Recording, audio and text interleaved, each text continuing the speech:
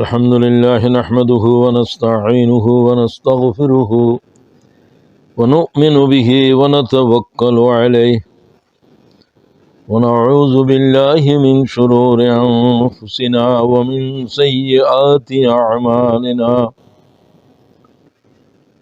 من يهده الله فلا مضل له ومن يضلله فلا هادي له ونشهد أن لا إله إلا الله وحده لا شريك له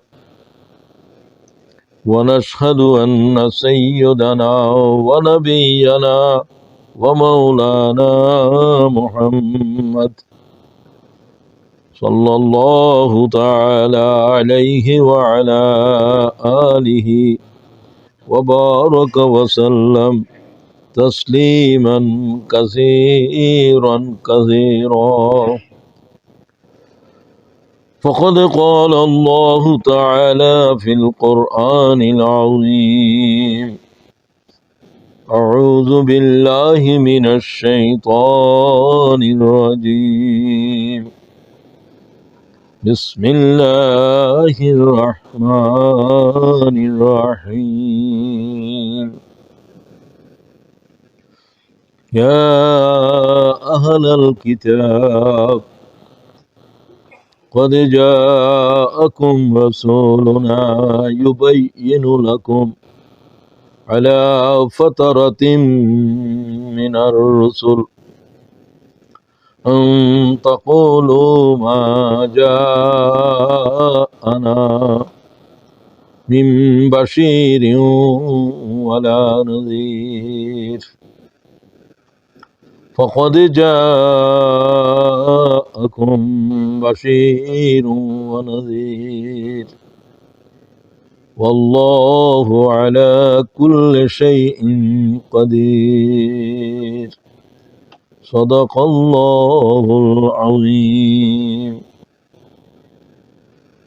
সম্মানিত ইমাম সাহেব, সম্মানিত উলামায়ে কেরাম, আমার একান্ত প্রিয় মুসল্লি ভাই সব,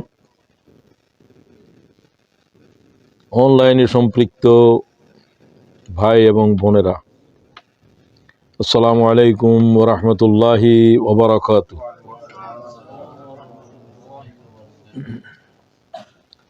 অত্যন্ত গুরুত্বপূর্ণ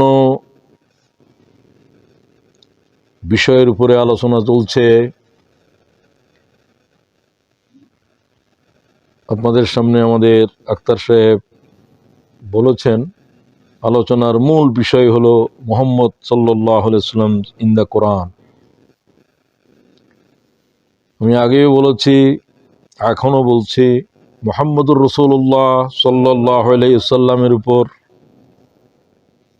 আল্লাহর কোরআনের চাইতে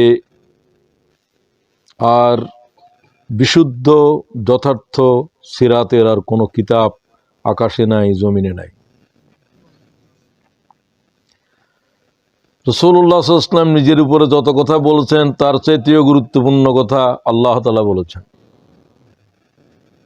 যিনি মুহাম্মদের খালেক, যিনি মুহাম্মদ সাল্লাল্লাহু আলাইহি ওয়াসাল্লামকে নবুয়ত দিয়েছেন, যার সামনে মুহাম্মদ সাল্লাল্লাহু আলাইহি ওয়াসাল্লামকে নবুয়তের দায়িত্বের জবাবদিহি করা লাগবে, তিনি আল্লাহ পরবর্তীকার। তার চাইতে মুহাম্মদ সাল্লাল্লাহু আলাইহি ওয়াসাল্লাম সম্পর্কে আর বেশি কে জানে? আপনাদের কি ধারণা? আল্লাহর চাইতে আর বেশি কেউ জাননেওয়ালা কি আছে? মুহাম্মদ সাল্লাল্লাহু আলাইহি ওয়াসাল্লাম নিজেও না। সুতরাং রাসূল পাক সাল্লাল্লাহু আলাইহি ওয়াসাল্লাম সম্পর্কে আল্লাহ যে কথা বলবেন, এর চাইতে চূড়ান্ত আর কোনো কথা হতে পারে না। আগেই বলেছি, এটা সেই কিতাব যে কিতাবের প্রত্যেকটি শব্দ বর্ণের সাথে মুহাম্মদ জড়িত রয়েছে। সুবহানাল্লাহ। এটা ওই কিতাব নয় যে কিতাব মানব জীবনের সাথে কোনো ঘটনার সাথে সম্পৃক্ত নয়। এটা তৌরাত নয়, এটা ইনজিল নয়, এটা জবুর নয়। কেন নয়? ওই সমস্ত কিতাবগুলো কোনো জীবন ঘটনার সাথে সম্পৃক্ত নয়। এগুলোর ব্যাখ্যা দেয়া হয়েছে। কোরআন শরীফের এমন কোন আয়াত অথবা কতগুলো আয়াত অথবা কোন সূরা, কোন প্যারা এমন নাজেল হয় নাই যা নাজেল হওয়ার প্রেক্ষাপট ঘটনা আগে ঘটে নাই। প্রত্যেকটি সূরা, প্রত্যেকটি পারা, অনেক সময় এক একটা আয়াত পর্যন্ত কোনো না কোনো ঘটনার সাথে, জীবনের সাথে সম্পর্কিত। কথাটা কি আর বুঝে বলতে হবে? এরকম কোন কিতাব আল্লাহ থেকে অবতীর্ণ হয় নাই। দিস ইজ অনলি বুক, যে কিতাবের মধ্যে শুধু ঘটনার ঘনঘটা। এই জন্য এটা খুব জীবন ঘনিষ্ঠ কিতাব, জীবনের সাথে সম্পৃক্ত নয়, একটা কথাও কোরআনে নাই। সুবহানাল্লাহ বিহামদিহি। তৌরাত তো এইভাবে নাজেল হয় নাই, কোনো ঘটনার সাথে নয়। তোমার উম্মতের এই 10টা কথা আল্লাহর পক্ষ থেকে অবতীর্ণ হয়েছে, এগুলো অনুসরণ করার জন্য বলো। ঘটনার সাথে কোনো সম্পর্কিত নয়। আল্লাহর নাজেল করে দিলেন 10 কমান্ডমেন্টস, 15 কমান্ডমেন্টস, এই নির্দেশনা বলি। আশ্চর্য যে কি কিতাব, যে কিতাবের প্রত্যেকটি আয়াতের সাথে ঘটনা জড়িত আছে। সুবহানাল্লাহ বিহামদিহি। যেটাকে শানে নজুল বলা হয়ে থাকে। কেন এই আয়াত নাজেল হলো? এই কারণে এই কিতাবটি নাজেল হওয়ার জন্য এত সময় নিয়েছে। ইনজিল নাজেল হতে কতক্ষণ লেগেছে? না হয় 5 মিনিট। জিবরাইল আলাইহিস সালাম লিখিত একটা ফরমান মুসা আলাইহিস সালামকে দিয়ে দিলেন, এইটা আল্লাহর পক্ষ থেকে তোমার তৌরাতের 10 নির্দেশনা বলি। এটা কতক্ষণ সময় লাগবে? আর না, মুহাম্মদ সাল্লাল্লাহু আলাইহি ওয়াসাল্লামের নবুয়তের 23 বছর পূর্ণ সময় আল্লাহর কোরআন অবতীর্ণ হয়েছে। কোন কিতাব নাজেল হইতে সব কিতাব জমা করলেও 23 বছর হয় নাই, যত কিতাব আল্লাহ নাজেল করেছে। বৈশিষ্ট্যপূর্ণ কথা এগুলো। আরো কি বলছিলাম, কোন কিতাব এমন নাই যে কথাগুলো আল্লাহ সরাসরি পয়গম্বরের উপর অবতীর্ণ করেছে। সেগুলো জিবরাইলের মারফতে তাদের ভাষায় জিবরাইলকে আল্লাহ বলছেন, সেগুলো ওই ভাষার উপরে নাজেল হয়েছে। আরবি ভাষায় আর কোন কিতাবে নাজেল হয়েছে আমার জানা নাই। সুবহানাল্লাহ। যে জাতের ভাষায় সেই জাতের, আরবিদের ভিতরে রাসূলদের আগে পর্যন্ত দীর্ঘদিন কোনো নবী আসে নাই। নবীরা সব ফিলিস্তিনে আসছে বেশিরভাগ। ওই এলাকার লোকেরা তখন হিব্রু ভাষায় কথা বলতো। এখনো হিব্রুকে ইহুদিরা তাদের জাতীয় ভাষা হিসাবে এই মরা ভাষারে জিন্দা করছে। আবার তারা আরবিতেও কথা বলে, হিব্রুতেও বলে। তো যাই হোক, সরাসরি আল্লাহ তাআলার হুকুম অবতীর্ণ হয়েছে, এটা হলো কালাম। কোরআন শরীফটা আসলে কোনো কিতাব নয়, এটা কালামুল্লাহ, আল্লাহর কালাম নাজেল হয়েছে। সুবহানাল্লাহ। এটা তৌরাত নয়, ইনজিল নয়, জবুর নয়, কিছু নয়। এর সাথে কারো কোনো তুলনা নাই। এগুলো এক একটা কথার ওজন আকাশ জমিনের চাইতে বেশি। কালাম কি জিনিস আর কিতাব কি জিনিস? এটা কালামুল্লাহকে যখন লিখা হয়েছে তখন কিতাব হয়েছে। ওগুলো নাজেলেই হয়েছে কিতাব আকারে, আল্লাহর আওয়াজ নাজেল হয় নাই। আল্লাহর আওয়াজ কেউ বরদাস্ত করতে পারবে না। আকাশ, জমিন, জিব্রাইল, মিকাইল কেউ পারবে না। সুবহানাল্লাহ বিহামদিহি।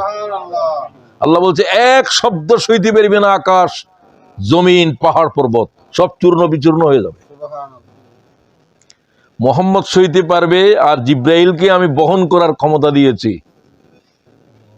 এত বেশি ক্ষমতা লাগবে, আল্লাহর আরশ বহন করার ফেরেশতারাও পারবে না। সুবহানাল্লাহ বিহামদিহি। সমগ্র সৃষ্টি আল্লাহর আরশের কাছে এক বালিকণার মতো। আরশ কত বড়, এগুলোর কোনো বর্ণনা দিতে পারবো না। 8 জন ফেরেশতা আল্লাহর আরশতে কাদের উপরে বহন করছে। সুবহানাল্লাহ। সেগুলো কি রকম, সেগুলোর বর্ণনাও দিতে পারবো না। জমিন থেকে আকাশ পর্যন্ত ওই সমস্ত ফেরেশতার প্রথম হাঁটু পর্যন্ত হলো 20 বিলিয়ন লাইট ইয়ার পার লাগবে শুধু হাঁটু পর্যন্ত আসতে। 20 বিলিয়ন, নট মিলিয়ন, বিলিয়ন। হাজার হাজার কোটি বছর শেষ হয়ে যাবে, এক সেকেন্ডে 1,86,000 মাইল গতিতে আসতে। ওই আরশ বহনকারী ফেরেশতা এগুলোর টাকনু থেকে হাঁটু পর্যন্ত আসতে 20 বিলিয়ন লাইট ইয়ার লাগবে। সুবহানাল্লাহ। বাকিটা রাখো, দেহ রাখো। এই জাতের ফেরেশতা আল্লাহর এক শব্দ বহন করতে পারবে না, আরশ বহন করতে পারবে। সুবহানাল্লাহ। এর চাইতেও ভারী। কি কিতাব পড়ি বুঝছি কোরআন শরীফ কি কিতাব। ইন্না সানুলকি আলাইকা কাওলান সাকিলা, মুহাম্মদ তোমার উপরে এক ভারী কিতাব অবতীর্ণ করব, যে কিতাবের এক শব্দ আকাশ জমিন সইতে পারবে না। সুবহানাল্লাহ। তোমাকে পারার জন্য তোমার সিনা প্রশস্ত করেছে। যদি উম্মতেরা বুঝতো কি কিতাব নাযিল হয়েছে, এটা আল্লাহ বুঝার তৌফিক দাও। সেই কিতাবের আলোচনা হচ্ছে।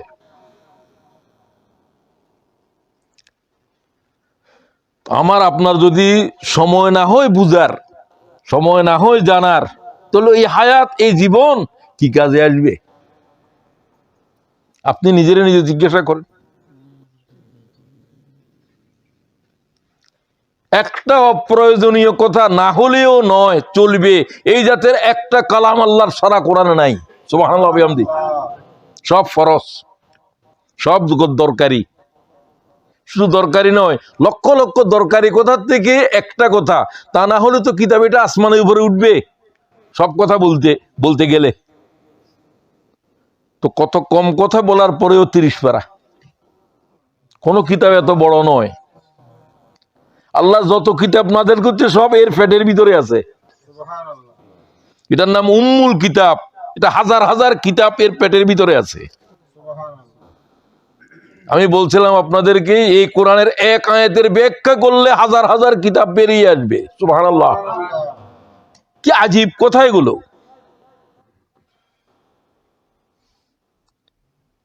কিসের আলোচনা করেন আপনি 3 ঘন্টা পর্যন্ত, একটা কোরআন শরীফের আয়াত নাই। কি আলোচনা করেন আপনি?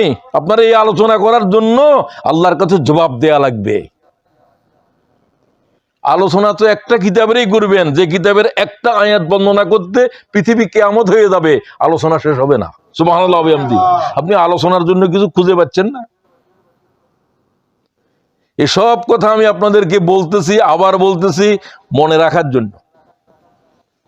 আজকে শেষ হবে এই আয়াতের, এর আগে আলোচনার তরজমা করে দিচ্ছে আগের কথাগুলো মনে রাখার জন্য। ইয়া আহলাল কিতাব, হে আহলে কিতাবীরা। আহলে কিতাবী সবাই, কিতাব নাযিল হয় নাই, নবী আসে নাই, কোনো জাতি নাই দুনিয়ার উপরে।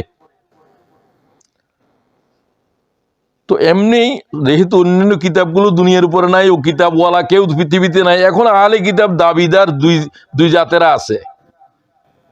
বিকৃত হোক স্বীকৃত হোক, তাদের কাছেই কিতাব আছে। ইহুদিরা, খ্রিস্টানেরা, তৌরাতওয়ালারা, ইনজিলওয়ালারা, ওল্ড টেস্টামেন্ট, নিউ টেস্টামেন্ট। আমরাও আহলে কিতাব, আমরা তো বড় আহলে কিতাব। আমাদের কিতাবের ভিতরে সব কিতাব আছে।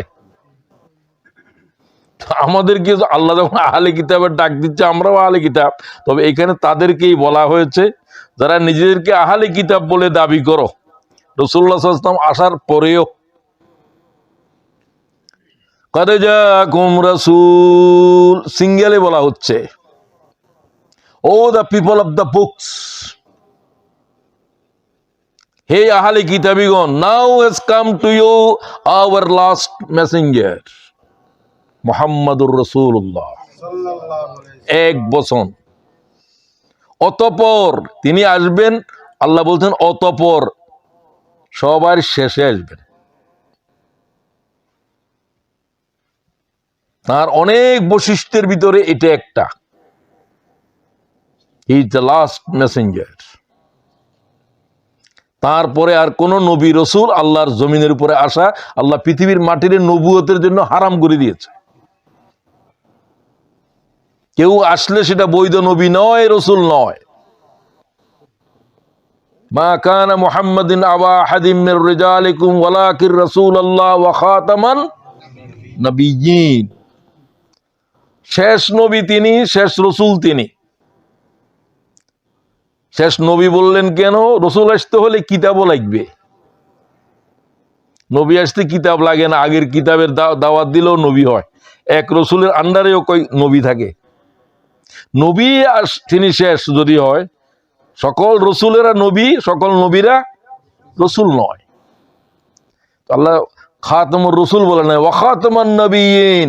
গোলাম আহমদ কাদিয়ান আসার কোন জায়গা আছে নাকি? শেষ নবী তো এসে গেছে, তুমি কোত্থেকে আসলা? তোমার নবুয়তের কোনো বৈধ দলিল নাই। যেই পিতা সন্তানের কোনো দলিল নেই, পিতা কার থেকে, এটা কি বৈধ সন্তান না অবৈধ? তুমি জাল, অবৈধ। সমস্ত উম্মতে মুসলিমা একমত হয়েছে রসুলের পাকের পরে যদি কেউ নবীয়ত দাবি করে তাকে নবী মানে কাফের, সরাসর কাফের। এদের উপরে সন্দেহ করলে সেও কাফের। যাই হোক, সেটা আলোচনার বিষয় নয়। হে আহলে কিতাবীরা, আমার শেষ রসুল আসার কথা ছিল, এসে গেছে। তিনি কি জন্য আসলেন, কি করবেন, আল্লাহ সেটা বলতেছেন। ইউবাইয়িনু লাকুম আলা ফাতারাতিম মিনার রুসুল। দীর্ঘ 600 বছর, প্রায় 700 অথবা 600 বছরের উপর জমিনের উপরে কোন নবীর, কোন রসুলের কদম পড়ে নাই ঈসা আলাইহিস সালামের পর। ঈসা আলাইহিস সালামের মৃত্যু হয় নাই, সব নবীরা ইন্তেকাল করেছেন। একটা নবী এখনো ইন্তেকাল করেন নাই। তিনি কে? তার আব্বার নাম কি? তিনি আম্মার নামে পরিচয়, ঈসা ইবনে। একজনের মাও নাই, বাপও নাই, আদম। আর সবার বাপ আছে। আমাদের রসুলের নাম, আব্বার নাম হলো আব্দুল্লাহ, মোহাম্মদ ইবনে। ইবনে পিতার নামের পরেই বলা হয় পিতার নাম সাধারণত। একজন রসুলকে আল্লাহ যতবার নাম নিয়েছেন ততবার বলে দিয়েছেন ঈসা ইবনে মারিয়াম, ঈসা ইবনে মারিয়াম, ঈসা ইবনে মারিয়াম। মরিয়মকে যেখানে আল্লাহ বলছেন সেখানে বলছেন আহসানাত ফারজাহা, আহসানাত ফারজাহা, সতীত্ব রক্ষাকারী, সতীত্ব রক্ষাকারী, সতীত্ব রক্ষাকারী। সুবহানাল্লাহ। কারণ বিবাহ হয় নাই, ছেলে হওয়া, এটা কি সতীত্বের প্রশ্ন আছে কিনা? এটা আল্লাহ সাক্ষ্য দিয়ে বলছেন। তিনি একমাত্র সন্তান জন্ম দিয়েছেন যাকে কোনো পুরুষ স্পর্শ করে নাই। স্পর্শ করে নাই, স্পর্শ করতে অর্থ মানে কোন পুরুষের সাথে বিবাহ হয় নাই। স্পর্শ খালি এটাকে নাম স্পর্শ নয়, স্পর্শের অনেক অর্থ। তিনি একজন,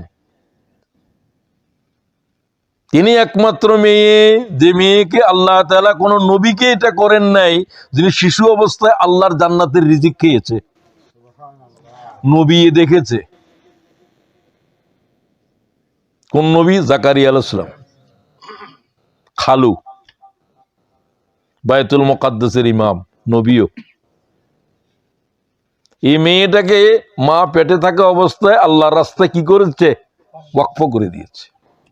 মনে করেছিল একটা ছেলে হবে, হয়ে গেছে কি? খুব আফসোস করলেন। হান্না বিনতে ফুহাস, হান্না, হান্না না অথবা হান্না, তার আম্মার নাম মরিয়মের। ছেলে ছিল না, একটা বাচ্চা হবে, গর্ভবতী হলেন, নিয়ত করে ফেললেন যে আল্লাহ তাআলা, আমি বায়তুল মুকাদ্দাসের জন্য, খেদমতের জন্য আমার বাচ্চা পেটে তুমি যা দিয়েছো তো আমি ওয়াকফ করে দিলাম। আল্লাহ তুমি তারা লালন করিও, সব দায়িত্ব তোমার। মেয়ে যখন হয়ে গেছে, মেয়ে মসজিদে রাখবো কেমনে? এটা তো যারা আছে বায়তুল মুকাদ্দাসের তো সব খাদেম টাদেম সব তো পুরুষ, একমাত্র আলাদা ঘর করে দেওয়া হয়েছে। এবং কার দায়িত্বে থাকবে? তখন প্রায় 30 জনের উপরে খাদেম আছে, সাব ইমাম আছে, ইমামের পরে প্রত্যেকে তাকে নিতে চাইলো। লটারি করা হলো, ওয়াকাফালাহা জাকারিয়া। লটারিতে কার নাম উঠলো? কোরআনে আল্লাহ বলছেন লটারি। লটারিটা বহুত পুরান জিনিস।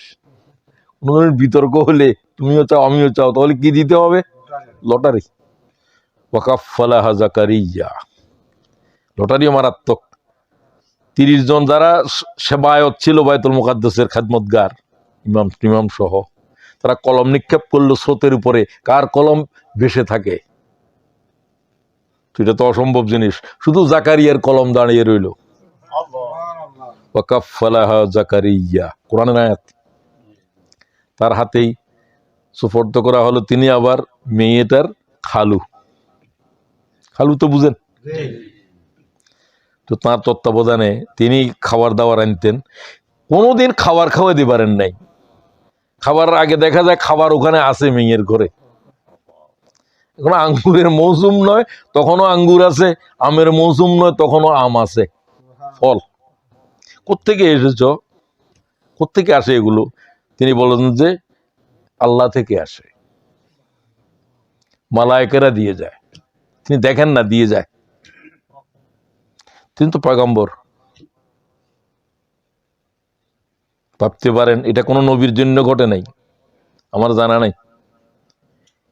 এটা হলো ঈসা আলাইহিস সালামের আম্মা। আল্লাহ তাআলা মরিয়মের দরজাকে বুলন্দি দাও। হুজুর বলছে মরিয়ম জান্নাতে কদম রাখার আগে কোন নারী আল্লাহর জান্নাতে কদম দিতে পারবে না। আমার মেয়েও পারবে না। আমার মেয়ে উম্মতে মুহাম্মদীর নারীদের নেতৃত্ব দেবে, অন্যান্যদের দেবে। ইল্লা মারিয়াম বিনতে ইমরান, মারিয়ামের নেতৃত্ব আমার মেয়ে দিতে পারবে না, কেউ দিতে পারবে না। সেই মেয়ে ঈসা আলাইহিস সালামের আম্মা। তো আল্লাহ তাআলা বললেন, আমি দীর্ঘদিন পর্যন্ত ঈসাকে উঠিয়ে নেওয়ার পরে কে হত্যা করতে চেয়েছিল? ইহুদিরা।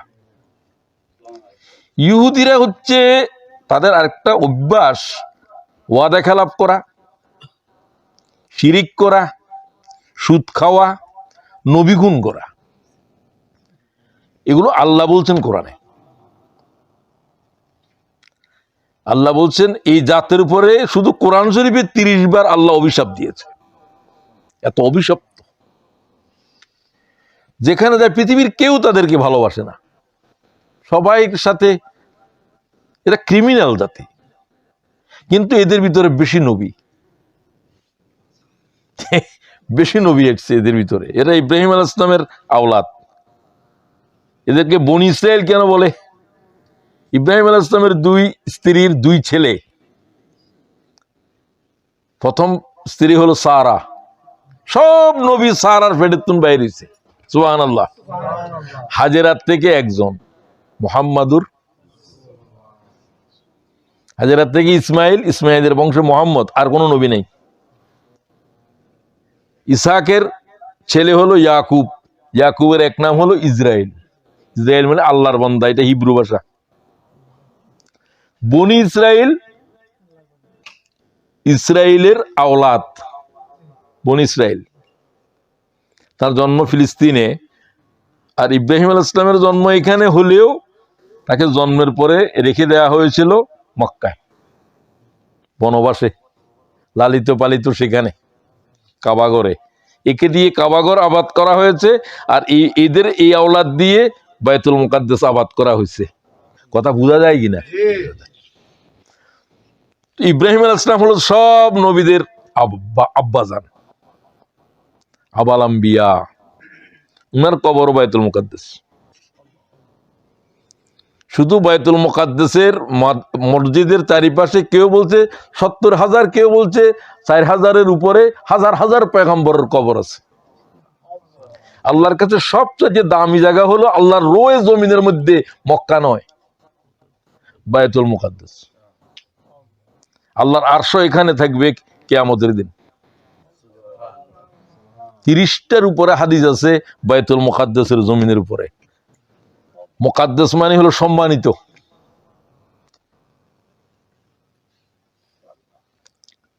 বুঝতে পারছেন? হুজুর বলছেন কিয়ামতের আগে সমস্ত যুদ্ধ বাইতুল মুকাদ্দাসে হবে। ইহুদিরাও এটার জন্য যুদ্ধ করবে, খ্রিস্টানেরাও করবে, মুসলমানেরাও করবে। কারণ ঈসা আলাইহিস সালাম আসবেনও সেখানে, দাজ্জাল আসবেও সেখানে। এটা তাদের মসি, ত্রাণকর্তা। এটা তো বাইতুল মুকাদ্দাসে ঢুকতে পারবে না মসজিদে, এই জন্য মসজিদ এটা ভাঙিয়ে ফেলবে তারা। হাইকেলে সুলাইমানি বানাবে এই দাজ্জালের জন্য। এটার আয়োজন চলতেছে। এখন যে যুদ্ধ হচ্ছে বাইতুল মুকাদ্দাসের রক্ষা করার জন্য, এটা গোটা মুসলিম উম্মার দায়িত্ব। এই দায়িত্ব যারা হামাস, ফিলিস্তিনের মুজাহিদেরা আজকে যুদ্ধ করছে, গোটা মুসলিম উম্মার পক্ষে যুদ্ধ হচ্ছে। সুবহানাল্লাহ ওয়া বিহামদিহি। সমস্ত উম্মা সাহায্য করা ফরজ তাদের উপরে। কারণ এই মসজিদ ধ্বংস করার আয়োজন করতেছে এরা। এরা ডিনামাইট তৈরি করে রেখেছে। তারা বলে যে ভূমিকম্পে ভেঙে গেছে, এখন নতুন করে ঘর বানাবে, আগের শেপ টেপ সব পরিবর্তন করে। এটা কয় সুলাইমান আলাইহিস সালামের হাইকেল বানাবে, ওখানে অনেক কিছু আছে। কারণ ইসরায়েল ওই দাজ্জাল তো আল্লাহর এই কাবায় ঢুকতে পারবে না, 4 জায়গায় ঢুকতে পারবে না, তাম দুনিয়ারে তছনছ করে ফেলবে। আল্লাহর কাবায় ঢুকতে পারবে না, আর কোথায়? মদিনা, আর কোথায়? মুকাদ্দাস, আর মসজিদে তুর। মুসা আলাইহিস সালামের ওহী এখানে নাযিল হয়েছিল, এটা মিশরের তুর পাহাড়ে। ওখানে একটা মসজিদ আছে পবিত্র, একটা বেশি উপরে, বেশি আবাদ হয় নাই, ওইটাই। এই 4 মসজিদে ঢুকতে পারবে না, আর সব মসজিদ টসজিদ সবকিছু তছনছ করে ফেলবে। কে? 40 দিন থাকবে দুনিয়ায়, পৃথিবীর ফানা করে ফেলবে। প্রথম দিনই 1 বছরের সমান। করতে পারবে না, কোনো কথা নাই। এত ক্ষমতা আল্লাহ দিবেন। হাজার হাজার ইবলিসের কাছে এই ক্ষমতা নাই, দাজ্জালের কাছে যে ক্ষমতা আছে। ইবলিস তো মরার জীবিত করতে পারে না, ঈসা আলাইহিস সালাম পারে, আল্লাহর হুকুমে। ঈসা আলাইহিস সালাম আল্লাহর হুকুমে যা পারে, দাজ্জাল নিজের হুকুমে তা পারবে। কার হুকুমে? কথা বলেন না। নিজের হুকুমে। এই কবর ভিতরে কে আছো, উঠ, আমি নির্দেশ দিচ্ছি, খাড়া হয়ে যাবে মুর্দা। ঈসা আলাইহিস সালাম বলবেন কুম বিইজনিল্লাহ, আল্লাহর হুকুমে খাড়া হয়ে যা, 100 বছরের মুর্দা খাড়া হয়ে যাবে। এর হবে, এ বলবে আমার হুকুমে, ঈসা আলাইহিস সালাম বলবে আল্লাহর হুকুমে। সব ঈসা আলাইহিস সালাম আল্লাহর হুকুমে বলবে। মরণের কেউ জীবন দিতে পারবে না, এ পারবে, দাজ্জালে পারবে, ঈসা আলাইহিস সালাম পেরেছে। মাটির পুতলা বানাইছে এর পাখির মতো, ফু করে দিবে, আল্লাহর হুকুমে উড়ে যা, পাখি হয়ে উড়ে যাবে। তো মরারে জীবিত, জীবিতরে মরারে খাড়া করে, মরা মাটির ভিতরে জীবন ফুকিদের, এটা তো আল্লাহর ক্ষমতা। এটা ঈসা আলাইহিস সালামকে আল্লাহ দিবেন আল্লাহ তাআলার অনুমতি ক্রমে, শব্দে, আল্লাহর নামের উপর। দাজ্জাল নিজের নামের উপরে করবে, সুবহানাল্লাহ ওয়া বিহামদিহি। এটা আল্লাহ তাআলার এই ক্ষমতা। এই জন্য ঈমান রাখা মুশকিল হবে। শক্ত ঈমান না থাকলে কেউ ঈমানের উপর থাকতে পারবে না। আল্লাহ তাআলা এই দাজ্জালের দেখাইও না। সবাই কো আমিন। দাজ্জালের উপরে কোনো পরীক্ষা দেওয়ার জন্য চেষ্টা করবে না। আল্লাহকে বলবো যে আল্লাহ এই পাপিষ্ঠ থেকে আমাদেরকে রেহাই দাও। তো হুজুর বলছেন দাজ্জাল থেকে রেহাই পাওয়ার সূরা কোনটা? হ্যাঁ, কাফের 10 আয়াত। কাফের পুরাটাই পরে দেখি, লন্ডনে দেখলাম, এটা তো ভালো, তবে 10 আয়াত, প্রথম 10 আয়াত। কেউ কেউ বলছেন শেষ 10 আয়াত পড়াও ভালো, প্রথম 10 আয়াতের উপরে বিশুদ্ধভাবে হাদিস বর্ণিত। ঠিক আছে, সবাই পড়েন, আশা করি পড়বেন। ফাতারাতিম মিনার রাসূল, রাসূল আসে নাই পৃথিবীতে মাত্র এই সময়টায়। আদম আলাইহিস সালাম এরপরে একদিনের জন্য আল্লাহর জমিন নবী থেকে খালি ছিল না। বলেছি আপনাদেরকে আমি, 600 বছরের উপরে প্রায় জমিনের উপরে কোনো নবী আসে নাই। ঈসাকে আল্লাহ যেদিন তুলে নিল, তারা ঘেরাও করে ফেললো ঈসাকে হত্যা করার জন্য। শুধু তার সাথীরা ছিল হাওয়ারি। কেউ বলছে এদের সংখ্যাও কম, 12 জন। ঈসা আলাইহিস সালাম বুঝলেন যে তারা হত্যা করার জন্যই তারা ঘেরাও করে ফেলছে ইহুদিরা, এবং বলল যে তোর মাও তোর জন্ম দিয়েছে, তোর কোনো বাপ নাই, তুই অবৈধ, তোর মা অবৈধ সন্তান গর্ভে নিয়েছে। এত বড় অভিযোগ মরিয়মের উপরে। তো আল্লাহ কোরআন শরীফে মরিয়ম শব্দ বলে নাই, এই শব্দ না বলে আহসানাত ফারজাহা। আচ্ছা যাই হোক, তখন তিনি যখন বুঝলেন যে তাকে হত্যা করা হবে, কোরআনের আয়াত আজকে সকালে আমি লিখলাম এটা কি একটা প্রসঙ্গে, তখন তিনি বললেন যে তোমাদের ভিতরে কেউ কি আমার জন্য এই মুহূর্তে জীবন দিতে পারবা? হাওয়ারিরা বলল পারবো। এই সবাই বলল, একজন যুবক ভাই বললো যে আমাকে দেন, আমি পারবো। কি পারবা? এখন তোমার ভিতরে আমার সুরত এসে যাবে। তারা ঘর ভেঙে ঘরে ঢুকতেছে, আমাকে আল্লাহ উঠে ফেলবে এখন, সেটা জানেন তিনি, আল্লাহ তাকেও জানা দিচ্ছেন। ঘরের ভিতর থেকে এক ছিদ্র, অটোমেটিক ছিদ্র আল্লাহ তাআলা হুকুম করলে কি, মালায়েকাদের দুই কাঁধের উপর 2 জনের হাত দিয়ে তিনি সবার সামনে, তাদের সামনে উঠে চলে গেলেন। একজনের চেহারার ভিতরে ঈসা আলাইহিস সালামের চেহারা এসে গেল। তারা কয় পাইছি, শুলে টেনে এলো, অত্যাচার করলো তার উপরে ভয়ানক ভাবে। বাকিরা তো দেখছে যে ঈসা আলাইহিস সালাম চলে গেছে, আবার তারা দেখলো যে ঈসা আলাইহিস সালামের এটাই তো ঈসা আলাইহিস সালাম, ঈসা তো এটাই। একটা ভয়াল একটা কিসের ভিতরে পড়লো, দ্বন্দ্বের ভিতর। এই দ্বন্দ্ব এখনো আছে, কিয়ামত পর্যন্ত এই দ্বন্দ্বের কোনো মীমাংসা হবে না। ঈসা আলাইহিস সালাম আসলে মীমাংসা হবে, তখন আর মীমাংসা হয়ে কি হবে? 33 বছর বয়স তখন, ওই বয়সে তিনি আসবেন। এই বয়সের কোন বয়সের তারতম্য হবে না। পৃথিবীর সীমা দ্বারা অতিক্রম করে বিজ্ঞানীরা এখন বলতেছে, আইনস্টাইন বলতেছে, আলোকের গতিতে কেউ যদি অগ্রসর হয়ে চলে যায় পৃথিবী থেকে, তাহলে তার পরে সময় জিরো হয়ে যাবে। সময় জিরো, সময় আর চলতেছে না তার জন্য। সে ওই বয়সে, আবার রাসূলুল্লাহ মেরাজে গেলেন 35 বছর ছিলেন দুনিয়ার হিসাবে, কথা বুঝেন নাকি? আবার সে অবস্থায় আসলেন, পানি এখনো গড়াইতেছে, 1 মিনিটও যায় নাই। সুবহানাল্লাহ। কারণ পৃথিবীর সীমা ডেঙ্গে গিয়েছেন আলোকের গতিতে, বর্কের গতিতে। আজকের 1500 বছর পরে বিজ্ঞান আবিষ্কার করছে, এর আগে বিজ্ঞানীরাও জানতেন না। এটা আইনস্টাইন বলছে। আইনস্টাইন হচ্ছে বিজ্ঞানীদের মাথা, তিনি ইহুদি। তিনি বলেন আমি আল্লাহতে বিশ্বাসী, আহলে কিতাব, আল্লাহতে বিশ্বাসী, শক্ত বিশ্বাসী। কিন্তু তিনি একেবারে কড়া ইহুদি। ইহুদিদের ভিতরে অনেক ভালো মানুষও আছে, কিন্তু কারণ ইহুদিদের অত্যাচারের বিরুদ্ধে মিছিল করে দেখেন না, হাজার হাজার ইহুদি আছে, কিন্তু এরা ভালো। আল্লাহ কোরআন শরীফে বলছেন ইহুদিদের ভিতরে এমন লোক আছে, তোমরা তাদের সবাইকে একরকম ভাবে কথা বলিও না। এদের ভিতরে এমন লোক আছে যারা রাতের শেষ অংশে আল্লাহর ভয়ে কাঁদে, আল্লাহ কোরআন শরীফে বলছে। এবং এটা ইহুদিদের ব্যাপারে বলছে, ইহুদি আলেমদের ব্যাপারে। কথা বোঝা যায়? দুষ্টগুলা তো আছে, দুষ্ট বেশিরভাগ। আচ্ছা, তো এতদিন পর্যন্ত নবী থেকে আল্লাহ তাআলা খালি করে রাখছিলেন কেন, এর জবাব দিয়েছিলাম আমি, মনে আছে? কি বলছি?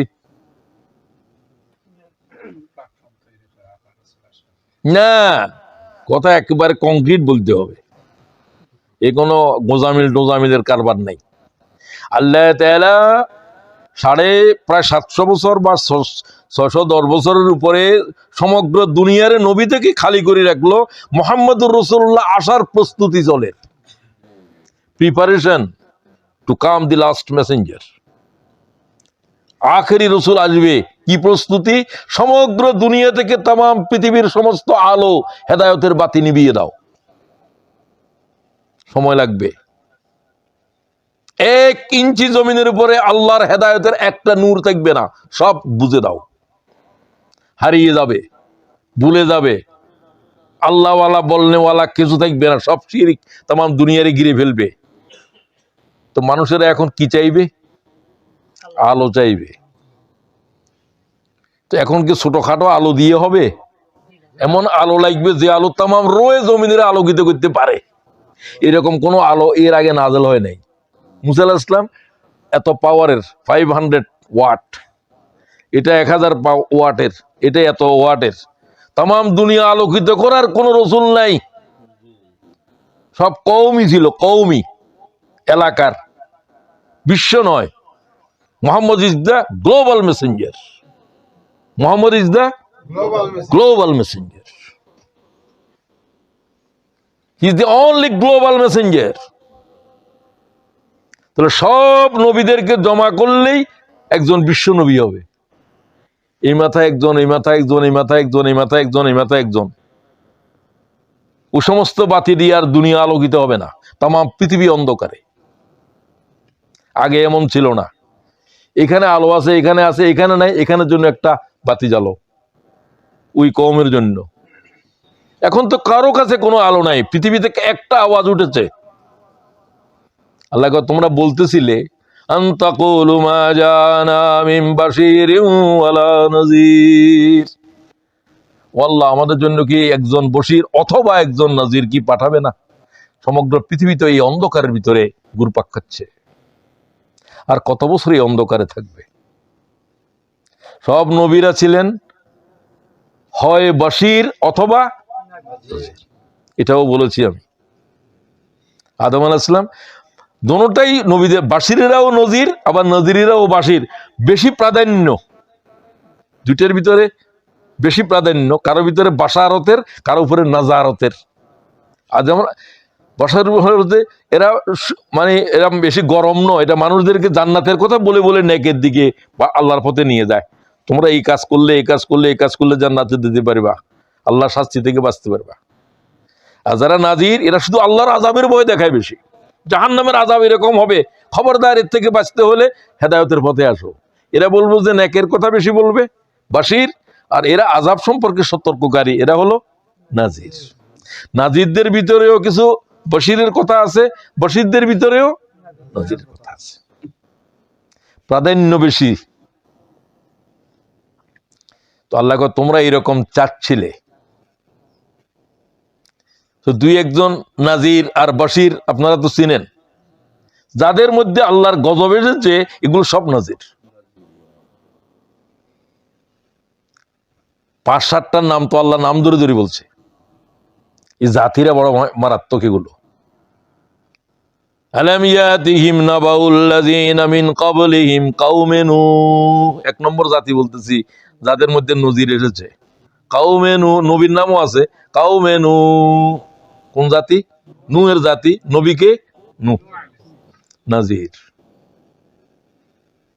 বেশি দিন পর্যন্ত মানব জাতির আল্লাহ তাআলার ভয়াল আযাব সম্পর্কে সাবধান করছেন, অতঃপর শুনে নাই আল্লাহর গজব ভয়াল ভাবে এসেছে। একজন মানব জীবিত ছিল না নাফরমান, কিছুই ছিল না, শুধুমাত্র ইমানদারের ৪১ জনই ছিল, অথবা ৭৯, নবী সহ ৮০। কতশো বছর দাওয়াত দিছেন?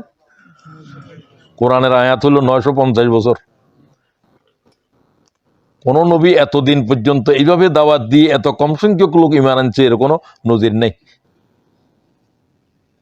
এটা সেই যুগের সব মানুষ ৯০০ বছর বাঁচত, এটা নয়, এটা নূহ আলাইহিস সালামের হায়াত।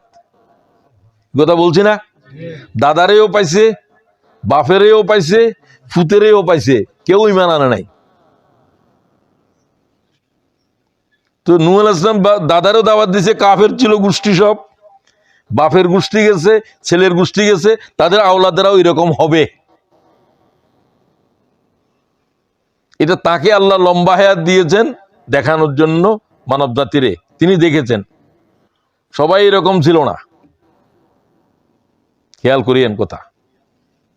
কাওমে নূহ ওয়া আদ ওয়া সামুদ, আদ জাতিরা হুদ আলাইহিস সালাম, সামুদ জাতিরা সালেহ আলাইহিস সালাম, ওয়া কাওমে ইব্রাহিম, ইব্রাহিম আলাইহিস সালাম, তার জাতের উপরেও খোদার গজব আসছে। নমরুদ কিভাবে আল্লাহর গজবে তারা শেষ করছে? কি জাতের অসভ্য জাতি ছিল ইব্রাহিম আলাইহিস সালামের! জীবন্ত একটা পয়গম্বরকে আগুনে ফেলে দিল উলঙ্গ করে। ৪০ দিন পর্যন্ত জ্বলন্ত ধাউ ধাউ আগুনের ভিতরে ইব্রাহিম আলাইহিস সালাম আঙ্গুর খাইতেছে। তারা দেখে আসলো, ফিরে আসলো, একজন লোক ইমান আনলো না, তার বাপও আনলো না। ঠিক কিনা বলেন? এই জন্য যারা বলে যে এটা দেখালে ইমান আনবে, ওটা দেখালে, এইরকম দেখানোওয়ালা যারা চাইছে কেউ ইমান আনে নাই। ইমান যারা আনবো তারা গায়েবের উপরে আনবো, যারা দেখতে চাইবো এরা ইমান আনবে না। আল্লাহ এইভাবে বলছে, আমি আল্লাহরে দেখার পরেও এরা ইমান আনবে না, বলবে যে এটা যে আল্লাহ, তার দলিল কি? এবং এবং মুসার জাতিরা তাই করেছে। আশ্চর্য বিষয়, ইহুদিরা কি জাত! তারা মুসারে বললো যে তুমি কি তুর পাহাড়ে যায় কি করো? আল্লাহর সাথে কথা বলো। কুই আল্লাহর সাথে আমাদেরকে দেখাও আল্লাহ কিরকম, নাহলে ইমান আনতাম না। বলে কি, আল্লাহর তো আমিও দেখি নাই, আল্লাহ আমার সাথে কথা বলে, এটা তোরা কিছু বুঝবি? কয় না, তোমার আল্লাহ কি কথা কয় আমরা দেখতে চাই। জাতিরা না বুঝলে কি করবে? আল্লাহর সাথে পরামর্শ গুলো, আল্লাহ কয় ঠিক আছে, এদের থেকে এদের প্রতিনিধি বাছাই করতে ক 70 জন। কয়জন? 2 লাখের মতো উম্মত, আরো বেশি, 70 জন। আইয়ো, তোমরা ওই দূরে ওখানে দাঁড়ায় থাকো, মসজিদের বাইরে দাঁড়ায় থাকো, আমি আল্লাহর সাথে কথা বলতেছি, তোমার লক্ষ্য করো। তো তারা লক্ষ্য করলো যে মুসা আলাইহিস সালাম আল্লাহর সাথে কি কয়, প্রশ্ন করে। আল্লাহ কি, আর মুসা আলাইহিস সালাম কি আল্লাহ দেখতেছে? লান তারানি, মুসা আমাকে দেখার চিন্তা করিবে না, আমাকে দেখা সইতে পারিবে না, চোখ গলে পানি হয়ে যাবে, অসম্ভব। শুধু মোহাম্মদ আল্লাহরে দেখছে। আমার ইমান এটা। হযরত আয়েশারও মিল নেই আমার সাথে, আয়েশার আব্বার মিল আছে। বিতর্কিত বিষয়। ইবনে আব্বাস বলছে যে রাসূলুল্লাহ সাল্লাল্লাহু আলাইহি ওয়াসাল্লাম মেরাজ থেকে এসে বলছেন যে রাআইতু নূর, নূর আল্লাহ, আমি আল্লাহর নূরের দেখেছি। সুবহানাল্লাহ। ইমাম মুসলিম এই হাদিস গ্রহণ করেছে।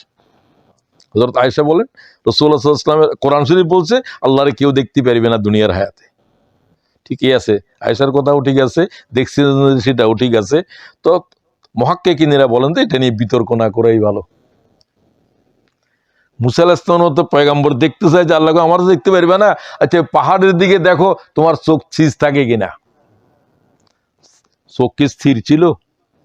পাহাড় পর্যন্ত গলে চূর্ণ হয়ে বালি হয়ে পুড়ে গেছে, যেগুলো সুরমা হয়ে তোমরা চোখে দাও। খাররা মুসা সায়কা, মুসা বেহুশ হয়ে জমিনের উপরে পড়েছিল। ওয়াল্লাহ আমি মাফ চাই, তোমাকে দেখার এ আরজু কেন করলাম? তুমি তো বলে দিয়েছিলা লান তারানি, কখনো আমাকে দেখা তোমার চোখ বরদাস্ত করতে পারবে না। তো রাসূলুল্লাহ কি দুনিয়ায় দেখছে না আসমানে যায় দেখছে? ওখানে তো দেখতে পারবে, ওখানে তো কেউ যায় নাই।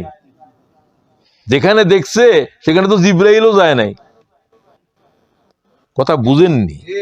জিবরাইলের সীমা কদ্দুর? সিদরাতুল, বড়ই গাছের সীমা। কিসের সীমা? বড়ই গাছের সীমা কোরআনের আয়াত তো এটা। ইনদা সিদরাতিল মুনতাহা, ইনদা সিদরা, সিদরা মানে বড়ই গাছ। তোরা কি বলেন? বড়ই গাছ। কুলের কি? হ্যাঁ, কুল গাছ। সৃষ্টির শেষ সীমা যেখানে বলছে, জিবরাইল বলছেন ইয়া রাসূলুল্লাহ এর থেকে এক চুল সামনে গেলে আমি পুড়ে যাব। এটা আল্লাহর নূরের রাজত্ব চলছে ওখানে।